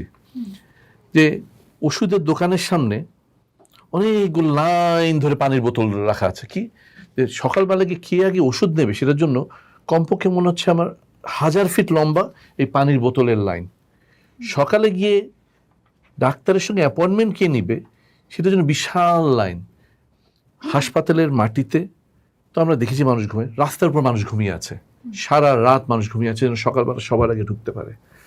বাংলাদেশের দরিদ্র মানুষের মধ্যে যেভাবে ক্যান্সার ঢুকে গেছে এটা আমার বিশ্বাসযোগ্য না, যে একটা গ্রাম দেশের একটা যেখানে মানুষ তাজা ফসল খায় বলে আমরা বিশ্বাস করি, একটা 17, 18, 20 বছর ছেলে ক্যান্সার হয়ে মরে যাচ্ছে। আমরা আমাদের টোটাল ইকোসিস্টেমটাকে নষ্ট করে ফেলেছি এই দূষণের কারণে। কৃষকদের মধ্যে ক্যান্সারের হার সবচেয়ে বেশি। অর্থাৎ এই দূষণটা কিন্তু আমাদের নিম্নবিত্ত থেকে সবচেয়ে বেশি শিকার হচ্ছে তারা। সুতরাং সেই দূষণের উপরটা যদি আমরা কাজ না করি, দূষণের ব্যাপারে খুব আপনি যেটা বলছেন খুব হালকাভাবে আলোচনা হয়েছে, মানে ইভি গাড়ি চালিয়ে কিন্তু দূষণ বন্ধ করা যাবে না। একদমই না। ইভি গাড়িরও কিন্তু অনেকগুলো দূষণকারী দিক আছে, তারপর সেগুলো আলোচনায় আসছে না। জি, মানে আমি যেমন আপনি যে চায়নাতে যান দেখবেন তারা ইভি গাড়ি চালিয়ে কিন্তু বায়ু দূষণ অনেক কমিয়ে ফেলেছে। ভালো জিনিস, এটা খারাপ জিনিস না। কেবলমাত্র মানে ইশতেহারগুলো পড়লে মনে হচ্ছে ইভি গাড়ি is the solution. It is not. There are many more faults that we need to do. আমি একটু বলি, ধরেন যেখানে গাছ নেই, মরুভূমিতে, মিডল ইস্টে অনেক জায়গা আছে মাইলের পর মাইল কোনো গাছ নেই, ওখানে যারা থাকে তারা কি অক্সিজেন পায় না? তো গাছ অক্সিজেন দেয়, এটা কিন্তু একটা সত্যি সত্যি কিন্তু মানে একটু ভুল ধারণা, এটা কিন্তু সত্যি না। কারণ আপনি সায়েন্টিফিক্যালি অ্যানালাইজ করলে দেখবেন পানি অলমোস্ট মোর দেন 70% অক্সিজেন তৈরি করে, নট ট্রিজ। তাহলে তো মিডল ইস্ট লোক মারা যেত এতদিন। ওখানে সমুদ্র আছে, বড় বড় সমুদ্র আছে না, ওগুলা কিন্তু তাদেরকে অক্সিজেন দেয়। তো আমাদের ঢাকার চারপাশে যদি আপনি দেখেন সব নদী যদি কলুষিত হয়ে থাকে, তাহলে তো সবচেয়ে বেশি অক্সিজেন দেওয়ার কথা ছিল, মোর দেন 70%, সেটা সে ব্যর্থ হয়েছে, বিকজ ওই পানি তো পলিউট হয়ে গিয়েছে। তো বাকি থেকে গাছ যে নাকি 20-25% অক্সিজেন দেয়, তার জন্য তো লোড হয়ে যাচ্ছে এটা আপনাকে অক্সিজেন দেওয়া। তো ফলে আপনার বায়ু যে পরিশুদ্ধ করা, অক্সিজেন দিয়েই তো অনেকখানি করা যায় পরিশুদ্ধ। অক্সিজেন পরিমাণ বাড়লে আর অন্যদিকে লিড টিড কমাতে পারলে আপনার একটা ব্যালেন্স তৈরি হয়। তো সেখানে কিন্তু পানি অফ, গাছ একা পেরে উঠছে না, ফলে আপনি যে নিঃশ্বাস ছাড়ছেন সেটা শুদ্ধ হয়ে আসছে না আপনার কাছে, ফলে ক্যান্সার হওয়ার সম্ভাবনা বেড়েই যাচ্ছে আপনার শরীরে। নানান রোগ, শুধু ক্যান্সার না, নানান রোগ হবে। তো এইভাবে কিন্তু আপনার যদি খুব ক্লোজলি দেখেন প্রবলেমগুলো কিন্তু ওইভাবে দেখতে হবে আসলে। আর আমার মনে হয় যে আমার মনে হয় যে এই যে পরিবেশ দূষণ নিয়ে আমরা কথা বলি, পরিবেশবিদেরা কথা বলেন, ইশতেহারেও আছে, আসলে পরিবেশ দূষণ তো পরিবেশের সমস্যা নয়, এটা একটা উন্নয়ন সমস্যা। এটা একটা উন্নয়ন সমস্যা। উন্নয়ন সমস্যা। এই যে আমরা শুনলাম যে কিভাবে এটা রোগের বিস্তার করতে পারে, পরিবেশের কারণে কৃষকের উৎপাদনশীলতা কমে যাবে, জমির উৎপাদনশীলতা কমে যাবে, জলবায়ু পরিবর্তনের কারণে কৃষকের আয় কমে যাবে। এটাতে তো একটা বলা চলে যেটা উন্নয়নকে ব্যাহত করবে। সুতরাং এটাকে যদি আমি খুব ক্ষুদ্র দৃষ্টিকোণ থেকে শুধু পরিবেশের সমস্যা দেখি এবং দূষণকে কি করে কমানো যায় পরিবেশগত দিক থেকে সেটা যদি দেখি, তাহলে তো হবে না। এটা হচ্ছে একটা উন্নয়নের একটা বড় সমস্যা। সুতরাং এটা উন্নয়নের প্রেক্ষিতেই আমাদেরকে দেখতে হবে, সেটা স্বাস্থ্য খাতে কী ধরনের নেতিবাচক প্রভাব ফেলছে, আমাদের আয়ের ক্ষেত্রে নেতিবাচক প্রভাব ফেলছে, এবং সবচেয়ে বড় কথা হচ্ছে যে পরিবেশ দূষণের ফলে উন্নয়নের দিক থেকেই আগামী প্রজন্মের উপরে এটার একটা বিরাট একটা অভিঘাত পড়বে। এবং সেই জায়গা থেকে মনে হয় ইশতেহারে পরবর্তী সময় সরকারি কার্যক্রমেও এই ব্যাপারগুলোকে যদি আমরা উন্নয়নের দৃষ্টিকোণ থেকে দেখি, এবং কারণ একটা হিসেব অঙ্কেও বলা যায় যে আমাদের জাতীয় আয় যত হচ্ছে, পরিবেশগত দূষণের কারণে জাতীয় আয় আপনি যদি পরিমাপ করেন তাহলে দেখবেন যে একটা বড় অংশ কিন্তু আমরা হারাচ্ছি। সুতরাং সেই ব্যাপারটিকে যদি সামনে নিয়ে আসতে পারি তাহলে পরে কিন্তু আমরা এটাকে একটা সামগ্রিক দিক থেকে দেখতে পারবো। এখানে ইশতেহার আমি দেখছি যে এখানে বলছে যে পানি দূষণ নিয়ে, যেহেতু রফিক আজম ভাই বললেন যে আমাদের সবগুলো পানি আমরা নষ্ট করে ফেলেছি। আমাদের ঢাকার আশেপাশে যতগুলো নদী আছে, যতগুলো খাল আছে, সবগুলো কিন্তু কালো, দূষিত কালো। মানে ওর মধ্যে যদি আপনি একবার পড়ে যান, আপনি কিন্তু মরে যাবেন এই পানিতে পড়লে। তার কারণটা কি? আমাদের প্রত্যেকের বাসা থেকে, অ্যাটলিস্ট আমাদের এই অঞ্চলে আমরা যেখানে আছি, তাদের বাসা থেকে 80% বাসার পয়ঃবর্জ্য, আমাদের পেশা পায়খানাগুলো গিয়ে সব পরে হচ্ছে লেকের মধ্যে, লেকে নদীতে। এবং আপনি বুড়িগঙ্গা থেকে শুরু করে ঢাকার আশেপাশে যত নদী আছে, যত খাল আছে, সব কিন্তু ধ্বংস হয়ে গেছে। তো এবার দেখছি ওনারা ইশতেহারে বলছেন হ্যাঁ কেমিক্যাল আসছে শিল্প প্রতিষ্ঠানগুলো থেকে। হ্যাঁ, তো বলছেন যে ঢাকা চারপাশে কেন্দ্রীয় সুয়ারেজ ট্রিটমেন্ট প্ল্যান্ট ও রিসাইক্লিং সুবিধা গড়ে তোলা হবে, 40 নম্বর ধারাইতে বলা আছে। তো সেইখানে আমাদের কিন্তু এই যে এখানে দাসের কান্দিতে 1200 কোটি টাকা দিয়ে একটা সুয়ারেজ প্ল্যান্ট করে আছে, মাশাআল্লাহ। কিন্তু এখান থেকে কিভাবে সেই পর্যন্ত যাবে সেই নেটওয়ার্কটা করা হয় নাই। এখানকার আমাদের পয়ঃবর্জ্যগুলো লেখে পড়ছে, ওটা খুব সুন্দরভাবে পড়ে আছে। সুতরাং এই যে আপনি স্যার বলছেন যে পরিকল্পনার অভাব, কোঅর্ডিনেশন, আমার কাছে মনে হয় পরিকল্পনার থেকেও পরিকল্পনার যে কোঅর্ডিনেশনটা, মানে এই যে সমন্বয়টা, সমন্বয়হীনতা, ইন্টিগ্রেশনের অভাব, এটা বোধহয় আমাদের সবচেয়ে বড় সমস্যা। আমরা আমাদের আলোচনার একদমই সাদাত ভাই, অবকাঠামোর কথা যখন আমরা বলছি, তখন সে অবকাঠামোর মধ্যে খুব গুরুত্বপূর্ণ একটা অংশ হচ্ছে গণপরিবহন, এবং গণপরিবহনের ব্যবহারকারীদের মধ্যে খুবই গুরুত্বপূর্ণ এক অংশ হচ্ছে নারীরা। নারীদের কথা কেন বলছি? কারণ বিগত বহু বছরে এবং বিগত কয়েক মাসে আমরা নারীদের প্রতি গণপরিবহনে এবং রাস্তাঘাটে যে যৌন সহিংসতা, হেনস্থার খবর পাচ্ছি, সেটা সত্যিই খুব উদ্বিগ্ন করার মতো। তো এই বিষয়ে গণপরিবহন এবং গণপরিসরে নারীদের নিরাপত্তা নিয়ে রাজনৈতিক দলগুলোর ইশতেহারে কি কোনো ধরনের প্রতিফলন বা চিন্তা দেখতে পাচ্ছেন? জি, আপনি যদি দুটো প্রশ্ন এখানে, একটা ইশতেহার কেন্দ্রিক ছোট প্রশ্ন, ইশতেহারে নারীর পরিবহনের জন্য সবাই কি বলছে, আর দ্বিতীয় প্রশ্ন হচ্ছে নারীর ভূমিকাটা কি হবে। আপনি যদি ইশতেহার কেন্দ্রিক দেখেন, প্রতিটা দলই বলছে যে নারীদের জন্য আলাদা গণপরিবহনের ব্যবস্থা করা হবে। বিএনপি বলছে পিং বাসের ব্যবস্থা করবে, জামাত বলছে তারা নারীদের জন্য আলাদা পরিবহনের ব্যবস্থা করবে। কিন্তু এটাই কি উত্তর? মানে আমরা পৃথিবীর অন্যান্য দেশে যেসব দেশে দেখি, সেসব দেশে তো নারীরা পুরুষদের সঙ্গে একসঙ্গে উঠছে, একসঙ্গেই চলছে, তাদের জন্য আলাদা কোনো ব্যবস্থা নেই। ঠিক আছে, বাংলাদেশের মতো দেশে এটা হতে পারে। আমরা কিন্তু আগেও দেখেছি মেয়েদের জন্য, কিন্তু আমরা যখন ছোট ছিলাম তখন কিন্তু দেখেছিলাম যে 90s মহিলাদের জন্য আলাদা বাস ছিল, খুব সাকসেসফুলি চলেছে, কিন্তু পরবর্তীতে আর চলতে পারেনি। সেটা যদি হয় সেটা ভালো, কিন্তু সেটার মধ্যে যে নিরাপত্তার বিষয়টা কি, এই যে তারা আমরা দেখেছি 70% নারী যৌন সহিংসতার শিকার হন এই গণপরিবহনগুলোতে। সেইগুলোর ব্যাপারে ওনারা কি করবেন আমরা কিন্তু কোনো দিশা পাইনি ইশতেহারগুলোতে। কিন্তু এবারে নির্বাচনে তার চেয়ে একটা বড় প্রশ্ন আছে, আদৌ কি গণপরিবহনে মেয়েরা উঠতে পারবে? আমাদের, আপনি যদি আফগানিস্তানে দেখেন, প্রথমে শুরু হলো যে বলা হলো যে মহিলাদেরকে কর্মস্থলে আলাদা বসার ব্যবস্থা করতে হবে, মাঝখানে একটা পর্দা থাকবে, তালিবান যখন প্রথম আসলো। তার পরবর্তীতে হলো কি যে মহিলারা কাজ করতে পারবে না, তারপর হলো মহিলারা স্কুলে যেতে পারবে না। সাম্প্রতিককালে শুনলাম যে উল্টো দিকে বাসায় যদি পুরুষ মানুষ থাকে তাহলে জানালা ইট দিয়ে বন্ধ করে দিতে হবে। আমাদের সুনিশ্চিত করতে হবে নারীদের জন্য যেন গণপরিবহনের ব্যবস্থাটা সংকুচিত না হয়ে যায়, তাদের জন্য জিনিসটা, তাদের গণপরিবহন দরজা তাদের জন্য যেন অবারিত থাকে, এবং সকলে মিলে যেন একসঙ্গে এই ব্যবস্থাটা ব্যবহার করতে পারে, সেভাবে কাজ করতে হবে। হ্যাঁ, অবশ্যই গণপরিবহনে নারীর নিরাপত্তা নিয়ে আমরা ভাবব, কিন্তু একই সাথে বোধহয় আমাদের গণপরিসরে নারীর উপস্থিতি, অংশগ্রহণ নিয়েও কথা বলা দরকার। কারণ এই যে রাজনৈতিক দলগুলোর ইশতেহারে যে অন্তর্ভুক্তিমূলক সমাজ ব্যবস্থা এবং শহরের কথা বলা হচ্ছে, সেই অন্তর্ভুক্তিমূলক সমাজের অর্ধেকই তো হচ্ছে নারী। সুতরাং তাদের অংশগ্রহণ, তাদের উপস্থিতি, তাদের কি বলবো, তাদের উপস্থিতি ছাড়া তো আসলে এই অন্তর্ভুক্তিমূলক সমাজ ব্যবস্থা আমরা অর্জন করতে পারবো না। সুতরাং আমার মনে হয় যে রাজনৈতিক দলগুলোর চিন্তায় যখন তারা অন্তর্ভুক্তিমূলক সমাজের কথা বলছেন, তখন আসলে নারীদের অংশগ্রহণ এবং উপস্থিতি অত্যন্ত গুরুত্ব সহকারে দেখা উচিত। এটা তো অবভিয়াস যে ধরেন পাখির তো দুটো ডানা, একটা ডানা দিয়ে কিন্তু পাখি উঠতে পারে না। আমাদের দুটো পা, এক পা দিয়ে আমরা হাঁটতে পারবো না। নারীদের ছাড়া এই সমাজ আগাতে পারবে না, এই দেশ আগাতে পারবে না। এবং এই দেশের যে আমরা গার্মেন্ট সেক্টরটা যদি ধরি, তা কিন্তু দাঁড়িয়ে আছে এই নারী শ্রমিকদের উপর ভিত্তি করে। এবং যেসব যে নারী শ্রমিকরা যারা আছে তারা কিন্তু কেউ শখে কাজ করে না। তারা যদি কাজ না করে তাদের পরিবার চলবে না, তাদের বাচ্চা কাচ্চারা পড়াশোনা করতে পারবে না।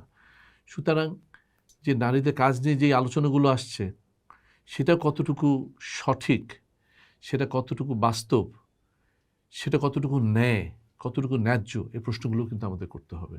এই গণ পরিসরের নারী, গণপরিবহনের নারী, সব আলোচনাগুলো কিন্তু এবারে নির্বাচনে অত্যন্ত গুরুত্বপূর্ণ। আমরা আমাদের আলোচনার প্রায় শেষ দিকে চলে এসেছি। সাদাত ভাই, আপনার ঢাকা বাঁচানোর ইশতেহারে একটা কথা আপনারা বলেছেন যে স্বপ্ন নেই কারণ আমাদের শহরটা ইন্সপায়ারিং নয়।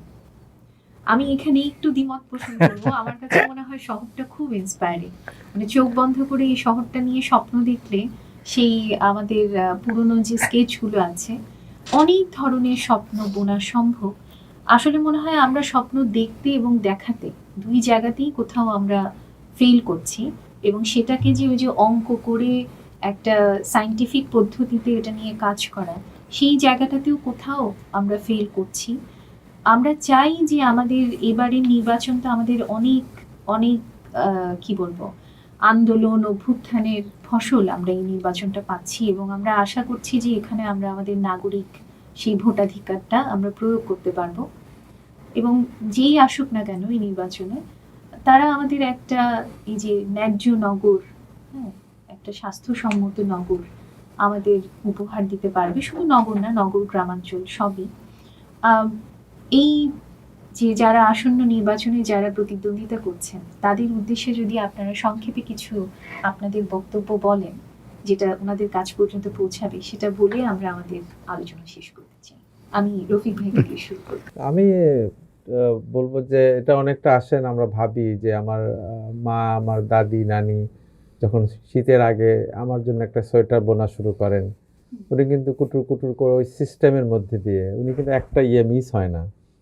উল বোনার সময় দারুণ, হ্যাঁ, একদম ম্যাথমেটিক্যালি সিস্টেম্যাটিক্যালি করতে করতে করতে করতে কিছুদিন পরে একটা পরিশ্রম আছে, সব কিছু একত্র করে হাত পা সোয়েটারের, তারপর দেখবেন শীতের আসার আগে আপনাকে একটা সোয়েটার উপহার দিয়েছে, আপনি পরলেন, শীতের সময় আপনি আরাম পেলেন।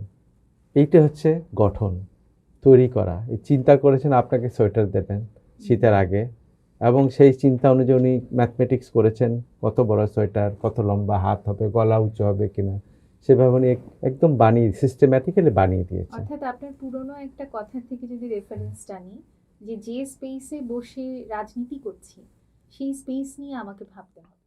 অবশ্যই, আমরা তো স্পেস ছাড়া, স্পেস তো ইন্সপায়ারিং। আপনি দিল্লিতে আছেন, মানে তার মানে কি ওখানে দিল্লির মোঘল বাদশাতে স্পেস তৈরি করছেন, তাই না? মানুষের জন্য করছেন, নিজের জন্য করছেন।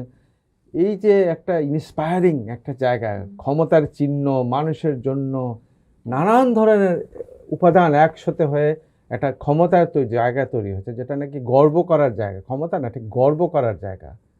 তো ওইরকম একটা গর্ব করার জায়গা ঢাকা তৈরি হওয়ার সুযোগ তৈরি হয়েছে। এটা একটা সুযোগ, এটাকে নিতে হবে, সোয়েটারটা বুনতে হবে। জি, আপনি যেটা বললেন যে ঢাকা একটা ইন্সপায়ারিং শহর না, আমিও এদের সে একমত না। ঢাকা একটা দারুণ শহর, ফাটাফাটি শহর, কিন্তু স্যার যেটা বললেন যে ওই আমাদের টু মেনি ফেইল্ড অপরচুনিটিস। তো আমরা পেনাল্টির সামনে পেনাল্টি পাচ্ছি কিন্তু গোল করতে পারছি না। তো যা আপনি বললেন যে যারা নির্বাচন করবেন তাদের উদ্দেশ্যে আমার অনুরোধ হলো যে আপনাদের সামনে আবারও একটা সুযোগ এসছে, পেনাল্টি স্পটে আপনি দাঁড়িয়ে আছেন, যদি গোল করতে না পারেন লাল কার্ড দেখিয়ে দেওয়া হবে। চমৎকার চমৎকার। না, আমি দুজনের কথা থেকেই বলি, সেটা হচ্ছে যে যেটা রফিক আজম বললেন যে স্পেসে বসে রাজনীতি করছেন, কিন্তু আমি এটার সাথে যোগ করব, স্পেসে বসে রাজনীতি করেন অসুবিধা নেই, কিন্তু এই স্পেস নিয়ে রাজনীতি করবেন না। একদম কারণ স্পেস নিয়ে যদি রাজনীতি করেন তাহলে পরে ইশতেহারে আপনারা যাই বলুন না কেন এর কোনোটাই আপনারা দিতে পারবেন না। এবং বাংলাদেশের ইতিহাসে আমাদের অভিজ্ঞতা হচ্ছে যে বহু সময় আমাদের বহু সুযোগ আমরা হারিয়েছি।